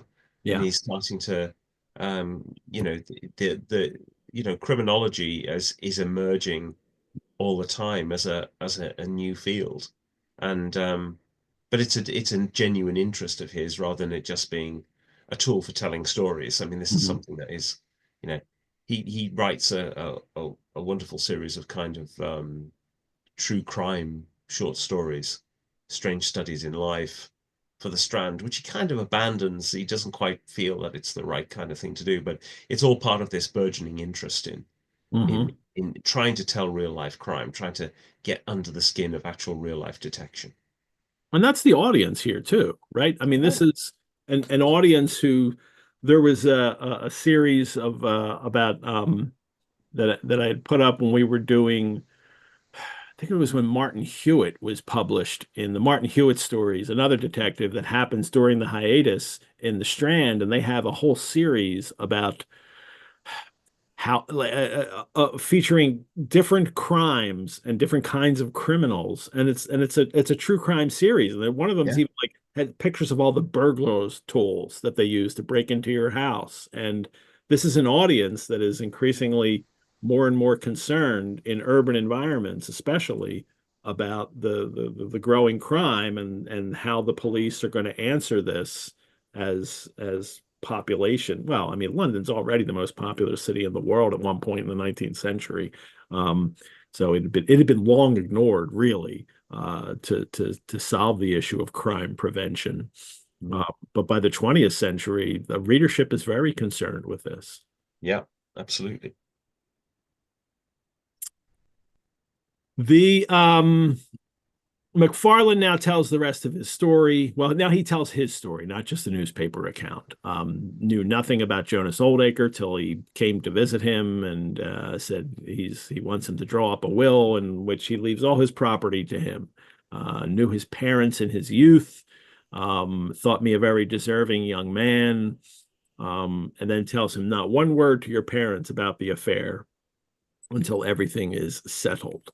And because there's already been at least one cut, I think, about Oldacre that was in McFarlane in the manuscript mentions, well, he mentions him when he meets him, his keen gray eyes, ferret-like man with white eyelashes. But I think in the manuscript, it also says something else about him that Doyle cuts out. So we're not being led to think that Oldacre is there's any suspicion about Oldacre here. Yeah. That this story seems at its face value, but it's odd. It is. Yeah, he tones it down. He cuts a few things that are just a little bit too leading. And experienced readers might well have got the smoking gun about, just don't tell your parents. Yeah. Don't tell your parents. Yeah, that's the only clue there. But that's the genesis of the story. The story is, hey, Conan, what's your next story about? It's about a man who tells a guy he's going to leave him all of his money, and then he's accused of murdering him. Like that's what this story is. That's the odd part about the story, which is what is going to really attract Holmes. This is the kind of thing that he likes to solve. As McFarland is telling him the story, Holmes, of course, interrupts him, as he always does when a client tells the stories with questions. One moment, who opened the door? Was the blind down as they're talking in the room? He has to know these things as we learn in the stories, Holmes is already envisioning what has happened in the case and how, and then coming up with his theory. As I'll talk about later, to how everything can fit together. Holmes is sorting what remains possible. Yeah. Yeah. McFarland couldn't find his stick, and then here's where he mentions he couldn't get back to Blackheath, although he could have gotten back to Blackheath, right? Like it's not that far. It's been pointed out in several places that it wouldn't have been a long trip. Well, that's why I asked you earlier how far it is. It's not that far. It's true. But I have to say, at midnight, I wouldn't want to be doing it. Not today, and certainly not in the 1890s. Well, he spends the night at the Annerley Arms, and I'm sorry you guys couldn't be there today. When Ross first mentioned it to me, I was like, "Oh yes, please." Well, that's why I was asking you guys your location. Where are you going to be for the show? But and now Lestrade's like, okay, that's it, and Holmes says, oh, I have to go to Blackheath. You mean Norwood? Oh, of course, that's what I meant at Norwood. Oh, Holmes realizes right away he has to go and see his parents.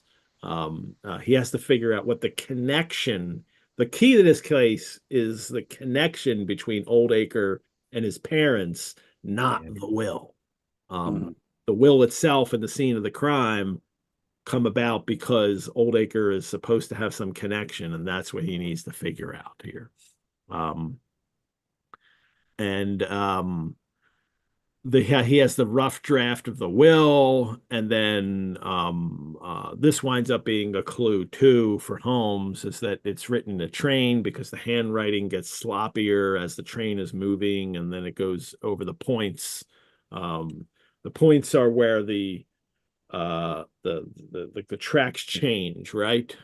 Yeah, that's right. Yes, and that's it. And he uses that again in the Bruce Partington plans. So, but I think this is one of the things. Definitely don't give that spoiler away, man.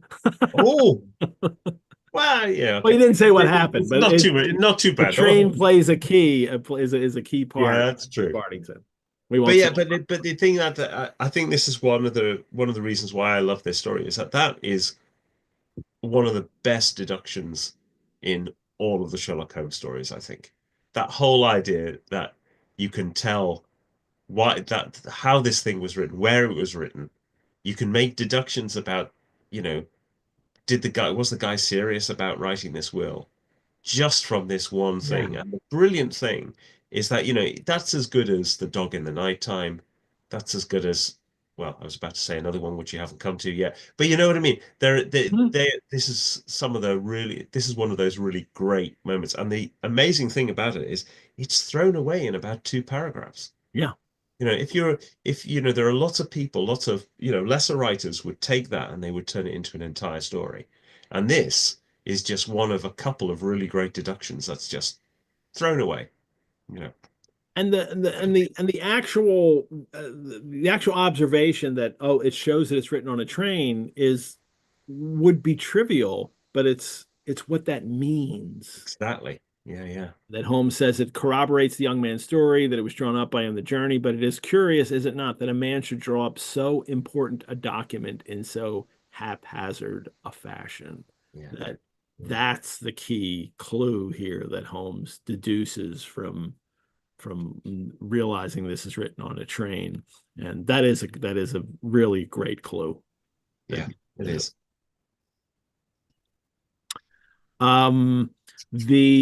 Of course, though, Lestrade think it's all obvious. Is all this not obvious that he done it? And then Holmes's response is, "It strikes me, my good Lestrade, as being just a trifle too obvious."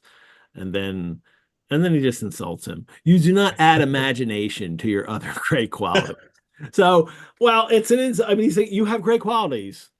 Imagination is not one of them. And he's speaking directly to all those cops who are indicting him, right? Yeah. Is, yes, you're good, but you Yeah. lack imagination. Yes, and that's what you I think need. he's getting Lestrade back for that previous line about, you've been of helpful to us once or twice in the past.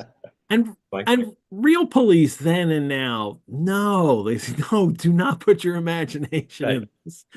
yeah. These are the solutions to a crime. It's going to be one of these solutions. We've already figured it out. It's not like, it's not like this. So, yeah.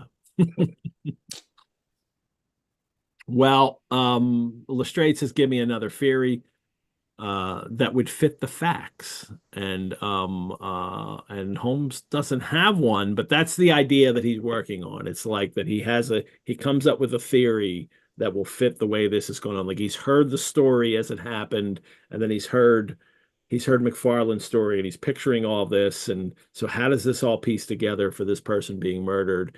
And Holmes, in imagining it, can't see Oldacre as being the one that did the murder, so it has to be somebody else. And he can't figure it out. Yeah. Which is, this is a great story, and a great Sherlock Holmes story in the end, especially by this point, is one that I can't figure out. Yeah, that's right. And the other thing that's interesting about this starts to set up one of the recurring themes in this story, which is that Holmes is acting on instinct. And, we're used to Holmes being about facts and deduction and, a very clear line between A and B. And we might not see that. He'll explain that in the end. But there is a very clear. He's not quite in that space here. He's acting on instinct. He instinctively knows John Hector McFarlane is innocent, but he doesn't know why. And this comes back 2 or 3 times in this story. I can't remember who wrote. Was it Malcolm Gladwell wrote a book, Blink, which was about instinct, and he basically said, instinct is just, when you're so expert at something that you don't even recognize that your brain is processing the connections between things, and you can almost sense Holmes finding it difficult in this story to accept that he can act on instinct. Because he's kind of pulling against the facts constantly and things, but you get that foundation is laid in here with this idea that this just doesn't feel right to me. Yeah, it sounds, in fact, I think in support of what Mark's saying. He knows from the point's moment on that Oldacre is in cahoots, and he's got to figure out who he's in cahoots with to do what. And he's having trouble getting from the fact that he knows, which is that Oldacre is in cahoots, to this other stuff. And all the way to the end of the story, he is he is close to losing faith in his belief that he was right about Oldacre. Yeah. Mm-hmm. Well, his first move here is to go to Blackheath to talk to McFarland's parents, and he doesn't take Watson. My dear fellow, I don't think you can help me. There is no prospect of danger, or I should not dream Yes. of stirring out without you. I love that little thing that Doyle threw in the story, that I would need you if there might be danger, but I'm just going on a little Well, investigation. this might explain the whole Werner thing.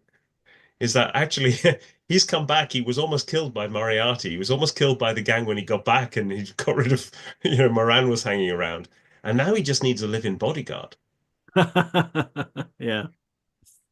And Watson loves the day. Watson loves the I live for it. as has been mentioned in other stories, that he loves the action.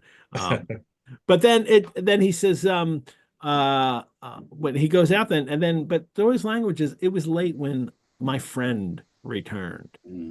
That unconsciously Doyle throws that word in there, I think, and that because it's the Christopher Morley, it's a textbook of friendship. Yeah.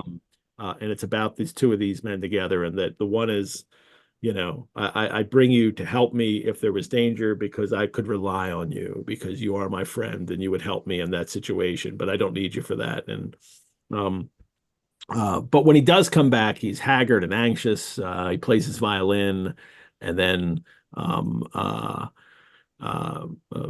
sits up overnight. Well, first he says, "It's all wrong, Watson." Yeah. For upon my soul, I believe that for once Lestrade is on the right track and we are on the wrong. I mean, this is just the worst. And it goes back to what he started talking about at the beginning of the story. He's a little depressed because, like, I don't have a great crime to solve. Oh, here's something interesting. And are you kidding me? Yeah. Lestrade is going to solve this? That guy is going to fix this. Yeah, it's that's right that it was just the obvious solution. I mean, it's interesting because I think in the return gets a really bad rap most of the time. It's regarded, it's not really regarded all that fondly, although I think it has been, people have been a bit more affectionate towards it in more recent years. But I think part of the reason for it might actually be some of the storytelling in Norwood Builder. And here's a classic case in point, which is that, we know Holmes is fallible. Studying in Scandal and Bohemia, straight away you're going to get him being outwitted and outmaneuvered. And it's part of his character that's one of the great things about him, is that he's a flawed character. He doesn't always get it right. But here, he's wearing this almost defeat on his sleeve. And the narrative that came back was, oh well, Holmes was never the same after he came back from the Reichenbach Falls. And Conan Doyle almost teased that up in the popular imagination with this story in a bizarre kind of way. So, reading it again over the last few days, I was just thinking, maybe Conan Doyle is a little bit complicit in the way in which, people have viewed the return. Yeah. Even though we're going to get to a happy ending for Sherlock Holmes here, he's really in the trouble. Is that also a way too, though, but he's got to change it up some? Well, or as an artist, as a creative artist, like, I can't just give you guys what I gave you before. That's what made it tiresome to him. Absolutely. So we have this interesting twist, and, like, here's a story right after he's returned. I'm going to give you a story where Holmes can't figure something out. And I can see that contributing to people thinking, well, look, I want the superhero Holmes that I had before. This isn't the superhero. Well, he will become that by the end, only through what we'll get to. I think it. Correct me if I'm wrong on this, but is it Nicholas? No, it's someone involved with Star Trek responding to some fan critique of one of the films, who says, "You don't know what you want until I tell you what you want." Yes, it was Meyer, because he said, "If I'd done what you wanted, Spock would never have died." Yeah. You didn't know that you wanted that story arc until I wrote that story Yeah. arc. And Yeah. this is Doyle doing some of the same thing. Yeah. Yes, Holmes has changed. He's not the same Holmes. He's a more complex, more self-aware Holmes. Interesting. Yeah. No, that works. Are Sherlockians the first fan culture that we can compare to fan cultures today? It may be. I mean, there are other celebrities and there are other people fans of work. I mean, it's certainly with Dickens, I know that that's the case, and other authors have theirs, but the way fan culture is structured today, I think Sherlockians, these early fans of Sherlock Holmes stories, might be the first group close to what we have today, and expect certain things and need you to give you those things, or they will tell you how you should have done it.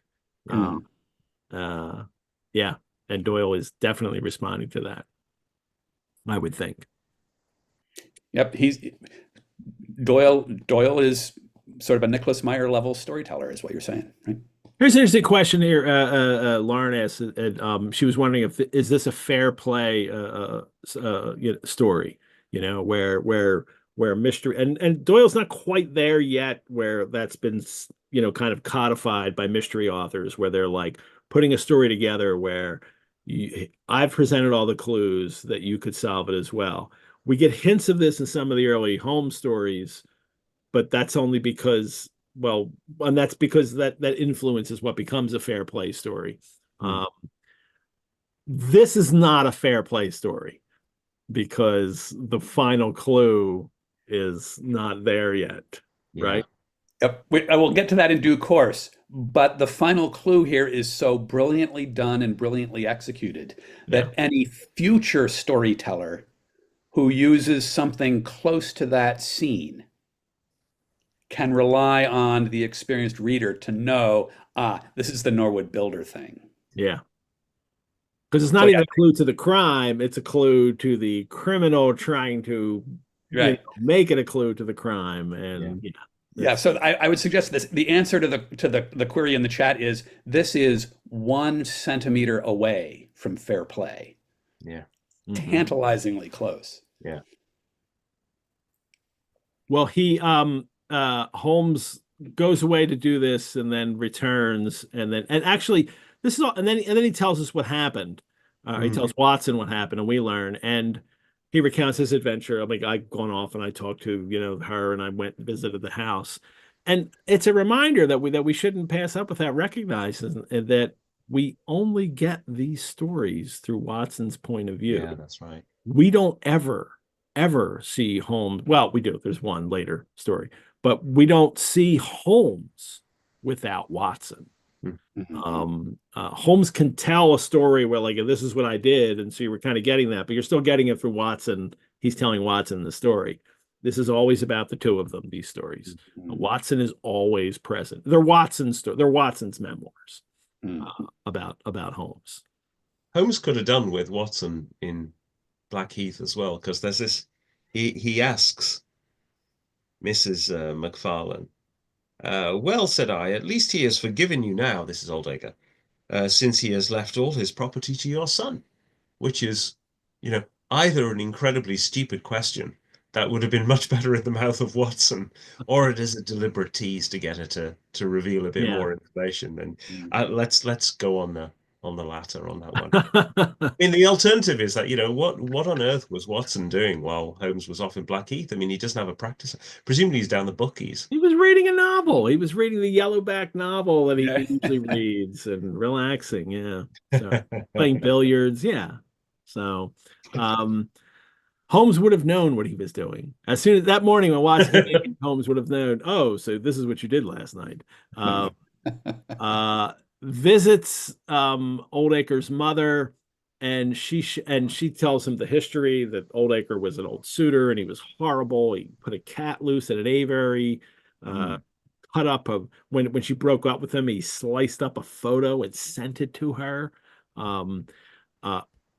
which begs the question, why did she save that? Like, why on earth would she save that photo?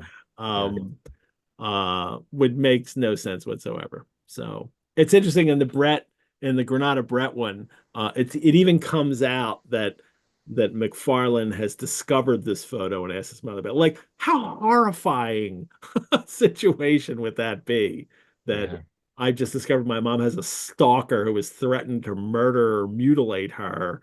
Um, but yeah, it's surprising she still has the photo, of course, but it's what we're supposed to learn is that McFarlane is this horrible human That's right. who would do something like this.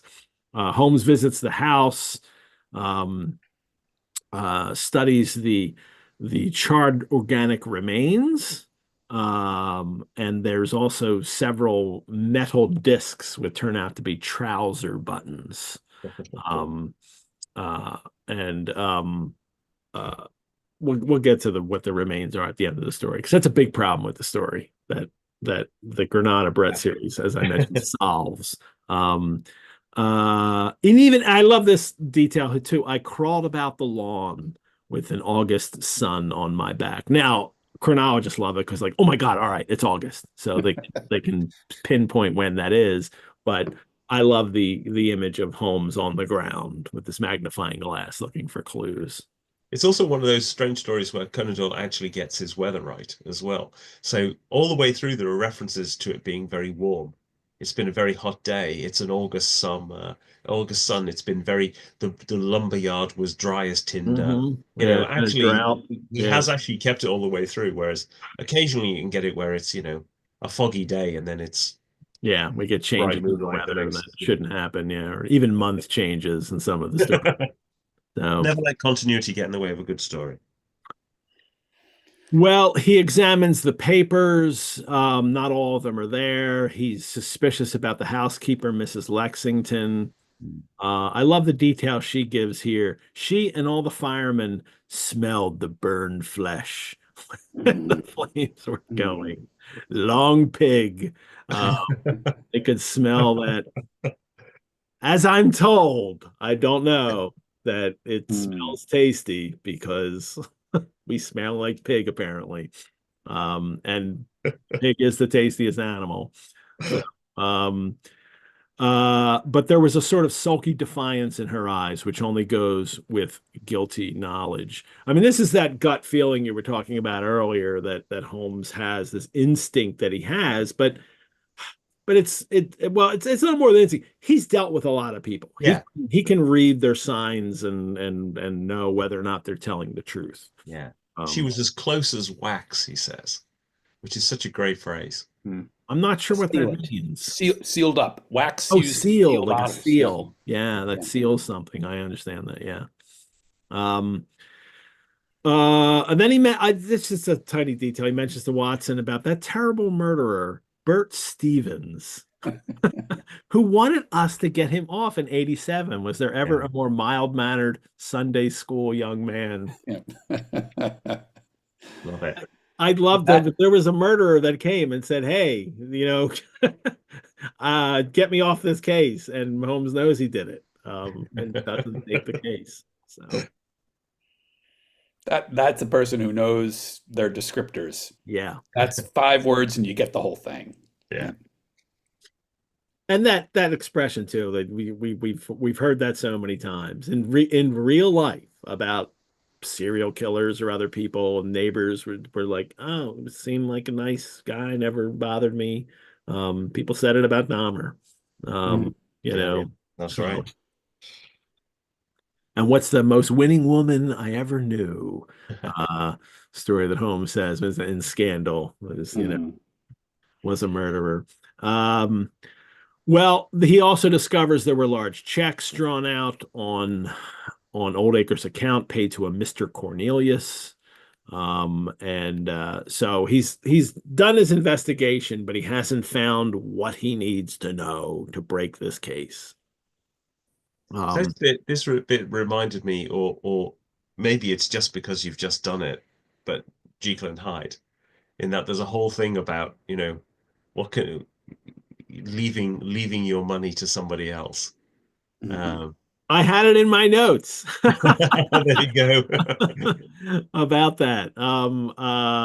I skipped over it, that it reminded, the Oldacre's will Mhm. reminded me a little bit of that there was a weird will, and that Mhm. is a big red flag and a clue to a lawyer. In this case, it's Holmes, but in that story, it's a lawyer Utterson to say what's going on Right. and have to Yeah. investigate Yeah. this. That Yeah, and that's the point of entry for the whole, yeah, detection in that story. Yeah. yeah. And that's going on here too. And that's what Holmes clues in on. That, like, that's the weird thing. Not Mhm. that, not the murder itself and anything. The weird thing is that a stranger came to him and put him in his will. That's what will lead me to solve this case. And then Well, he gets into the papers and he finds the other class. This is true police work. Follow the money, follow Yeah. the money. Yep. right? To know where the money went. There's some deeds that aren't there that should have been Mhm. there. And then Yeah. also these large payments. What is Yep. going on here? This is, stuff that Lestrade's not doing because he's already caught his man. Yeah. Mhm. So, And in the uh, Granada series, they have Watson do it, which is quite nice. They have Watson go through the papers, you and do, yeah. they're, I mean, they're Watson plays such a key role in that yeah, episode. That it's for anybody that hasn't watched it, the Jeremy Brett Granada, and it's the first season, so it's so fresh. really They're good. so, on target with doing these characters well. And Watson really is a key. He's certainly not an insignificant and junior member. He is absolutely a partner in that episode Mhm. to help him solve it. Yeah, that's right. Um, well, Sherlock's up all night smoking cigarettes. The carpet round the chair was littered with cigarette ends. I just tossed them on the floor. Thank God this place didn't burn down, right? Or when Moriarty's friends burned it down. Maybe it was just Watson Wasn't that? throwing Yeah, that's cigarettes on right. the floor. Um, but there's the telegram has come Mm. from Lestrade. Important fresh evidence to hand. McFarland's guilt definitely established. Advise you to abandon case. Like, stop it with your investigations, because I've solved. Like, Lestrade doesn't want to hear anymore from it. Because he wants to celebrate. Holmes says it's his little cockadoodle of victory, but it's Mhm. also Lestrade saying, like, don't mess this up for me. Yeah. I have solved it, and we're just going with that. Because Holmes has walked in on him before and said, like, did you Mhm. think of this? And like, oh no. Mhm. And then And it's all, and I like the fact that Holmes is again a little defeated at this point. He says, yeah, "Take your breakfast, Watson, and we will go out together and see what we can do. I feel as if I shall need your company and your moral support today." yeah, Mhm. You yeah. know, And he is defeated. And it's also, I like that, emotional closeness between the two. And then right after that, the next sentence, my friend had my no friend. breakfast himself. I mean, this Yep. is a story about two friends who live together and solve crimes. Um, Mhm. uh, and Watson is an important part of that. Holmes won't eat because obviously digestion takes up too much energy. Um, and then they show up at the scene at the house, and Lestrade's, so you must acknowledge we've been a little in front of you this time, Mr. Holmes. You don't like being beaten any more than the rest of us do. A man can't always expect to have his own way, can he, Dr. Watson? And it's a blood print. It is a bloody thumbprint Mm. on the wall, that Holmes looks at, and Holmes immediately says, "It is final." But something in the tone caught my ear, and I turned to look at him. An extraordinary change had come over his face. He was writhing with inward merriment. I Uh, love the description. This bit is really quite good because it's one of those things where Conan Doyle doesn't really do this very often, but occasionally, like any writer, he'll write something that if you actually picture what is happening, it's such a peculiar image. So he says, an extraordinary change had come over his face. It was writhing with inward merriment. His two eyes were shining like stars. It seemed to me that he was making desperate efforts to restrain a convulsive attack of laughter. And then later, his whole body gave a wriggle of suppressed excitement as he so you try to picture that literally, and this guy is vibrating in the corner. But just before that, the bit that I liked, just going to pick up, going back to the Eaglegy thing, is that, you know, Lestrade says, "You are aware that no two thumb marks are alike," and Holmes says, "I have heard something of the kind." And Scotland Yard had a fingerprint department by this time. They'd had it in 1901, so it had been around for a couple of years. But I think this is another aspect of the story where Conan Doyle, as much as we said earlier, he's trying to be a bit more lenient on the police, he also managed to sort of inadvertently wind them up about this as well. And during the Eaglegy case, one of the things that's come out with Shrabani Basu's research is that there were really heated exchanges between Conan Doyle and the police chief in Scotland Yard, Anson, where Anson is almost, you know, belligerent, absolutely hates Conan Doyle, does not want him anywhere near this case, and is really upset about him. And it sort of comes out in that narrative that he doesn't like the way in which Conan Doyle has presented the police in some of these stories, as well as being the sort of the butt of the joke.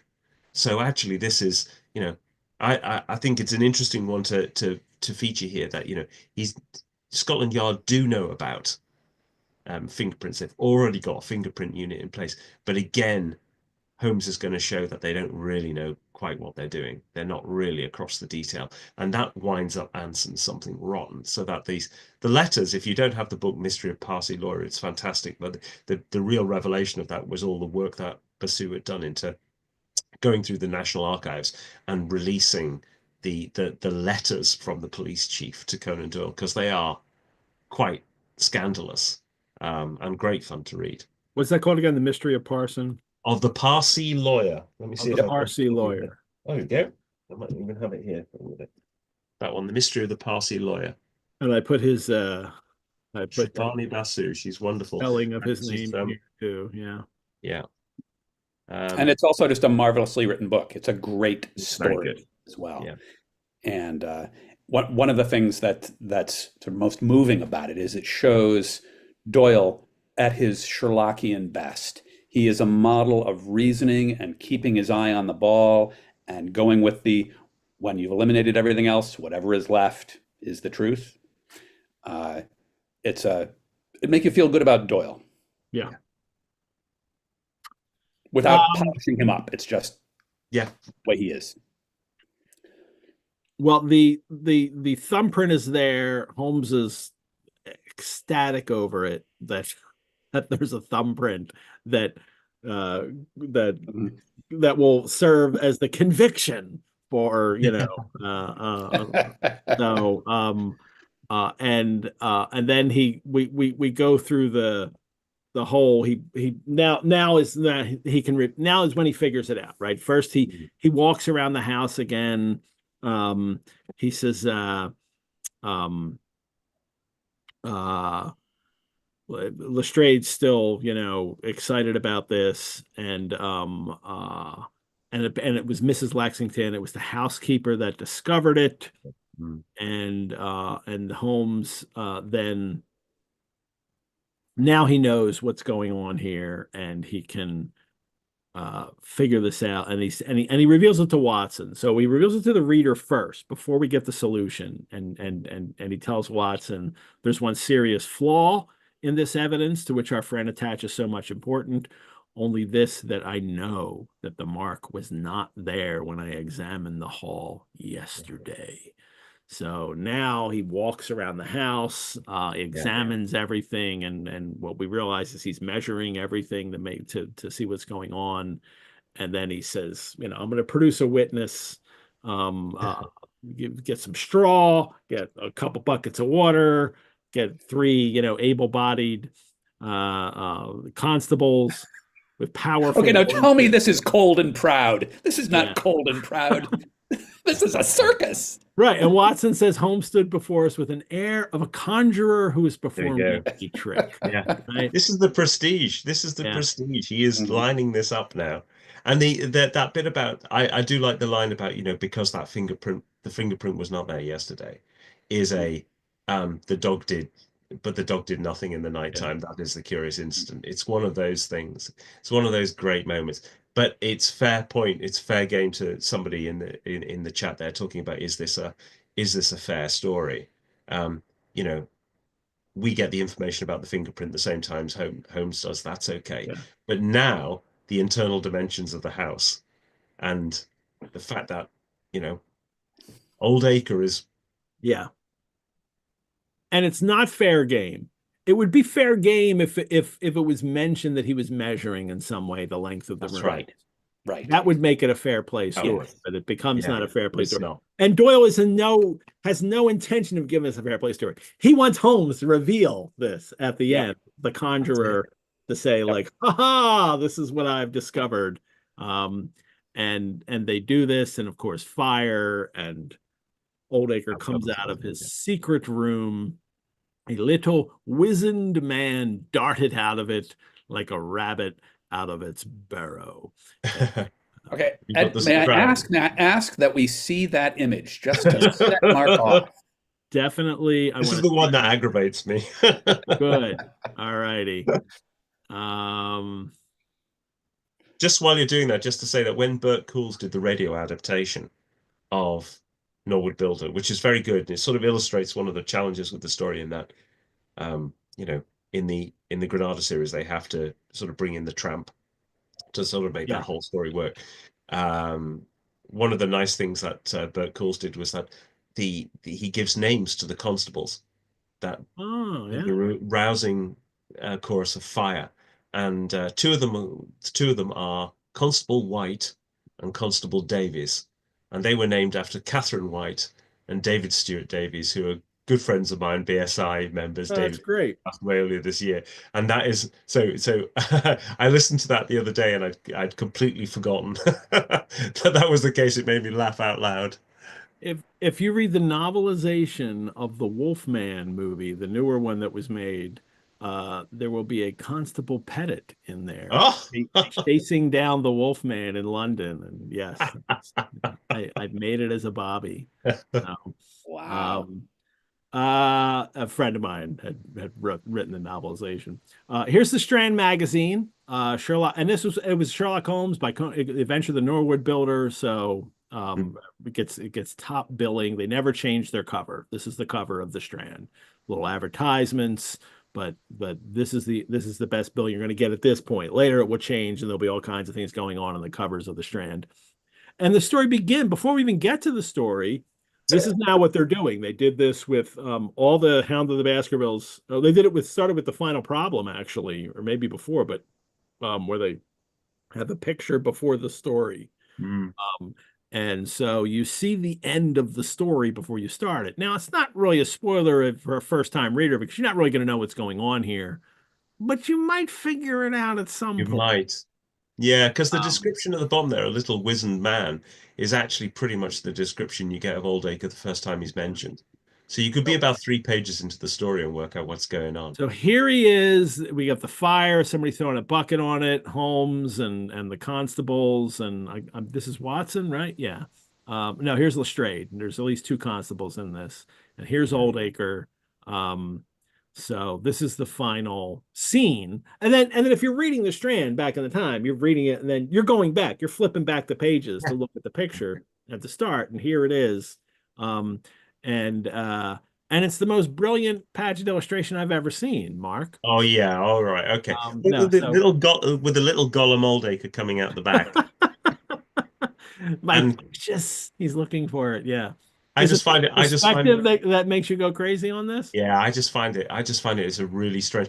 I find Paget's a weird one because sometimes when he's got very, very posed scenes, they can either be great or they can just, when he tries to get movement into them, sometimes they just look really clunky. Yeah. And I much prefer actually Dor Steele's treatment for its kind of more graphical quality, actually.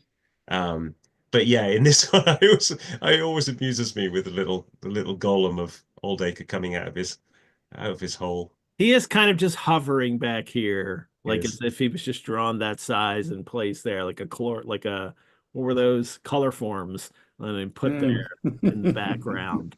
Let's look at the Colliers. I mean, obviously the cover here, and there are great door steel illustrations, but I'm not sure there are any in this one. Yeah. And this is, you get the full page and a picture in the middle, and this is, here's Holmes at the table. Here's Lestrade coming in with McFarland and Watson at the table. I mean, this seems to be like, what's this picture about? I don't know. It's about all these newspapers falling around in the front of it. And here's McFarland and Oldacre together. And now that's more classically door steel, because you've got this sort of chiaroscuro thing going on. You get that in the Wisteria Lodge things where you got the light playing on them. And look at Oldacre there. And doesn't he look, the villain of the piece? Yeah. Wonderful. And then and here's Holmes looking at the thumbprint. It's very dramatic with the light. Very dramatic. Yeah. Yep. But all we lack is source of the light. Yeah. Where is this light coming? It's like it's coming out of the wall.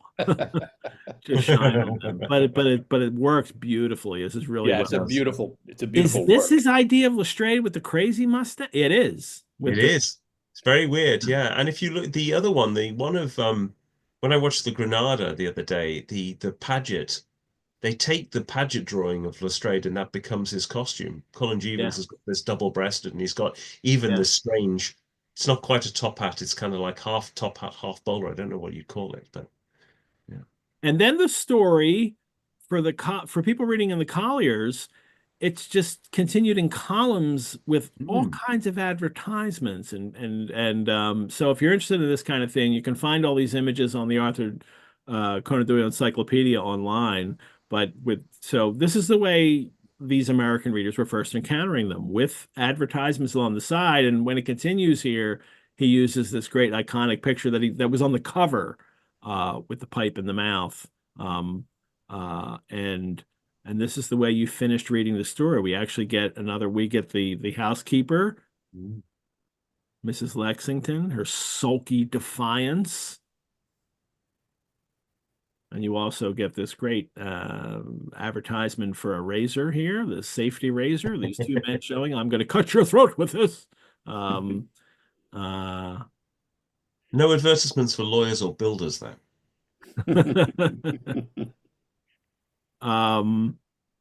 Strictly fresh eggs. Smokeless powder shot shells and furniture. Here's a Macy's ad. And the pneumatic bust forms there for this corset here to make you look lovely. Grecian bust girdle. By the end of the magazine, it's the racier ads, right? Slippers. Look at the name of the slipper company. McFarland's Slumber Slipper. Oh, like it. Oh, there's a product tie-in for you. Now we know why his name was McFarlane. All righty. Well, the big reveal at the end, and McFarlane or Oldacre comes out and he says, "Oh, it was just a joke."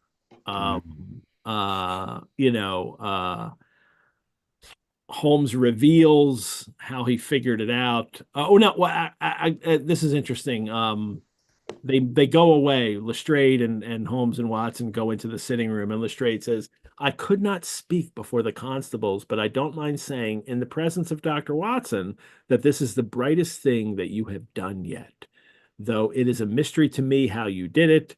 You have saved an innocent man's life, and you have prevented a very grave scandal which would have ruined my reputation in the force."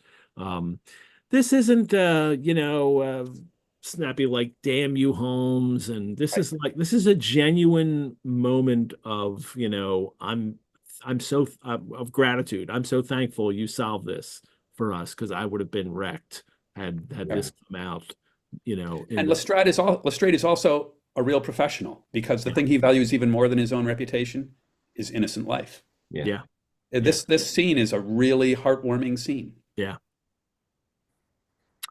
So he has his confession, and then Holmes is, just says, well, just make a few alterations in the report you were writing, and they will understand how hard it is to throw dust in the eyes of Inspector Lestrade. So Holmes makes it even more of a nice moment, saying like, and you can take all the credit. You can say, oh, yes, and then we did a fire and discovered Oldacre hiding in the house.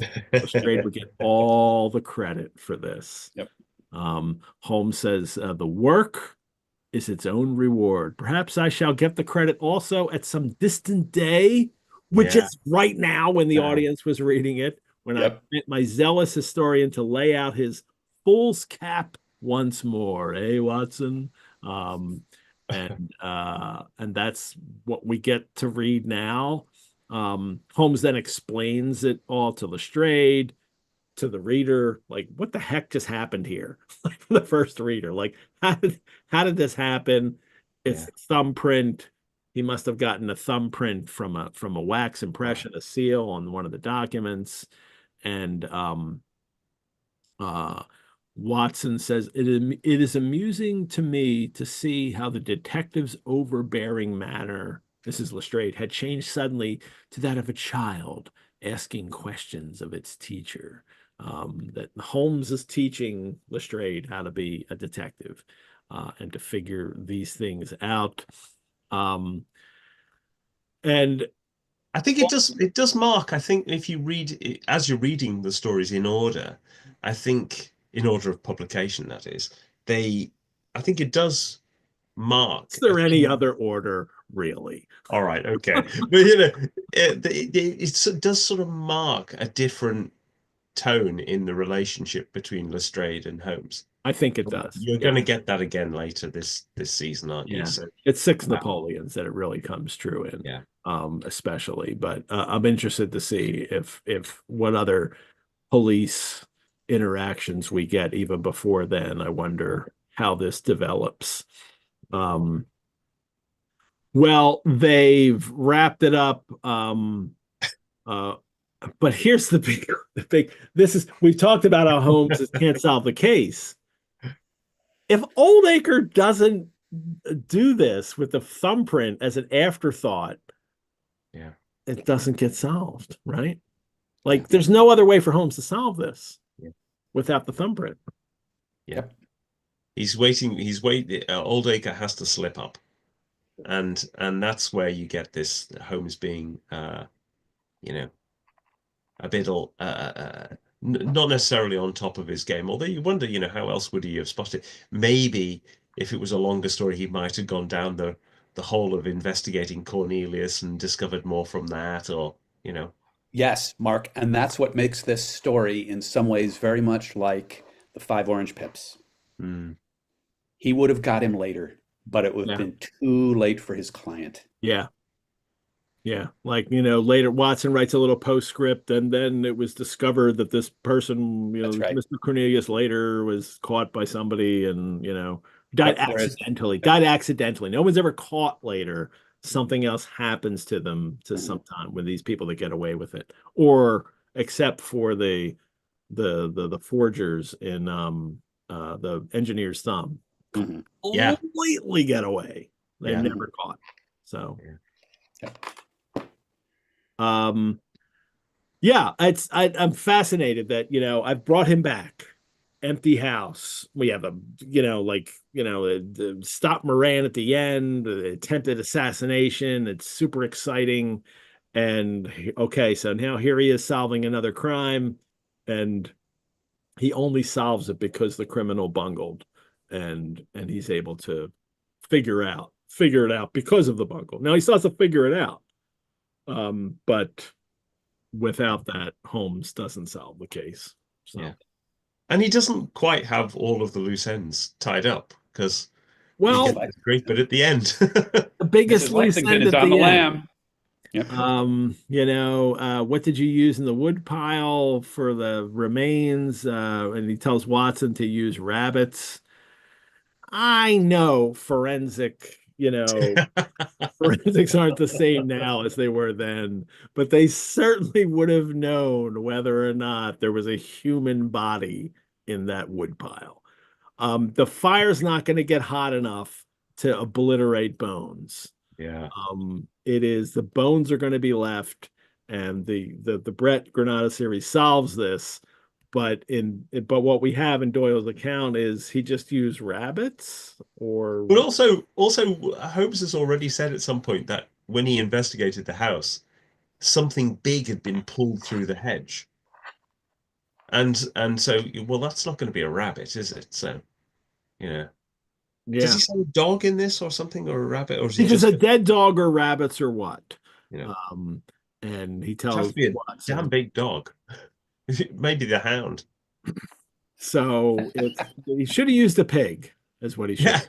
So, But yeah, you're right, because there's that weird moment earlier on in this where Holmes puts forward that suggestion that, oh, maybe a tramp was passing by and he saw blah blah blah, and that's what they all riff off in Granada, isn't it? in So Granada, which there has to be a body in the woodpile to yeah, make this case make work, and that's the moment.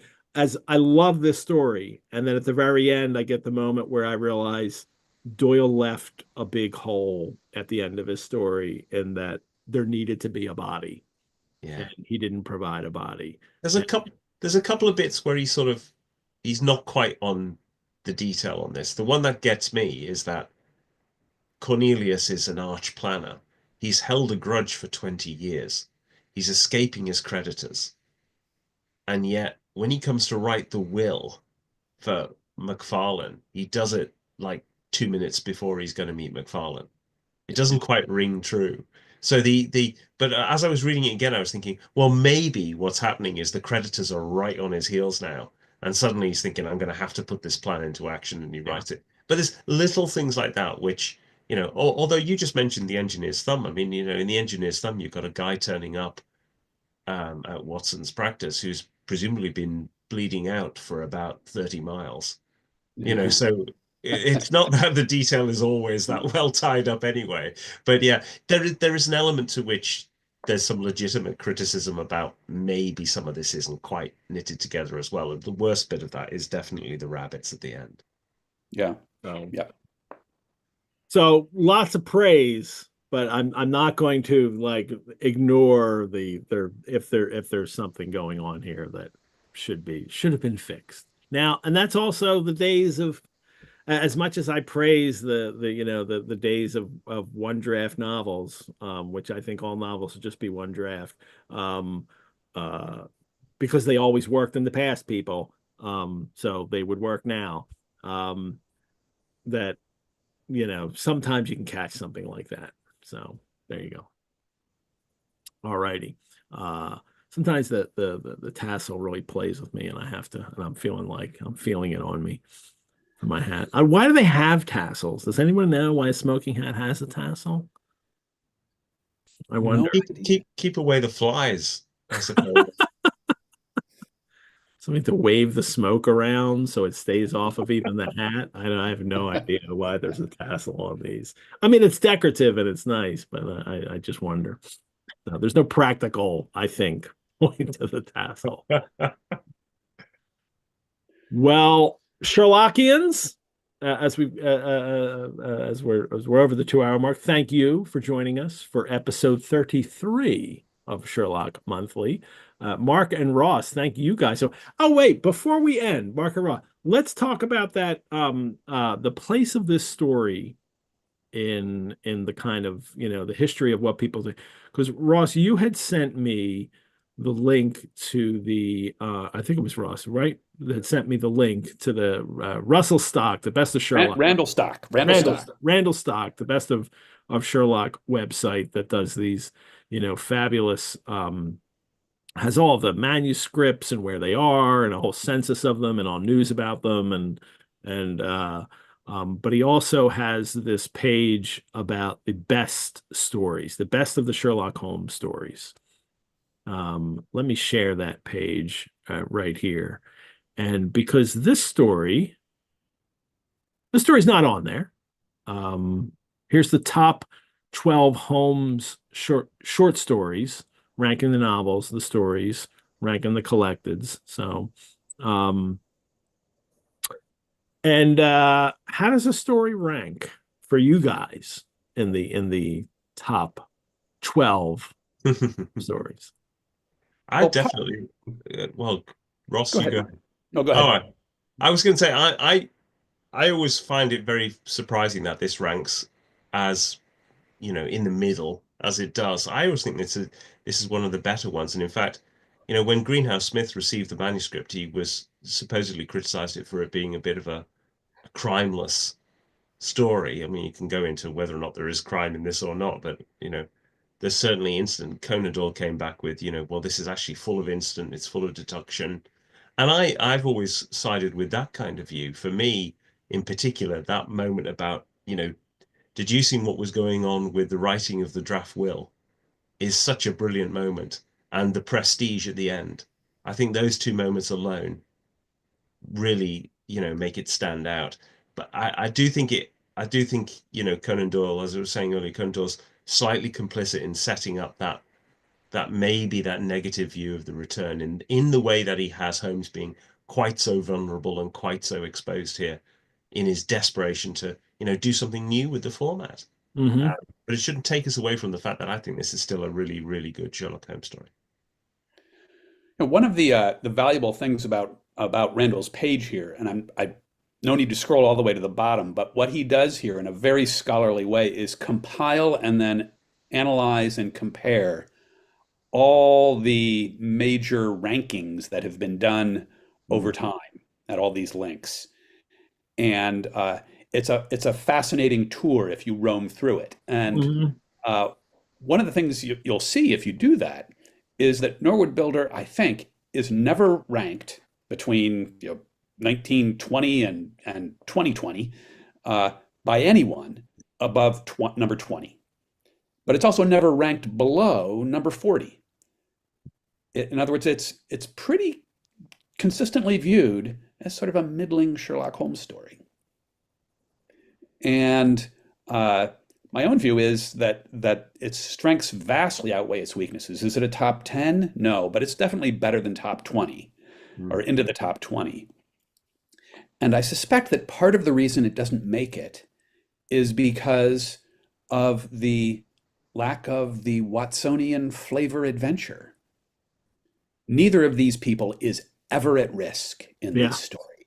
They never do anything, at least on camera, that would raise anyone's pulse.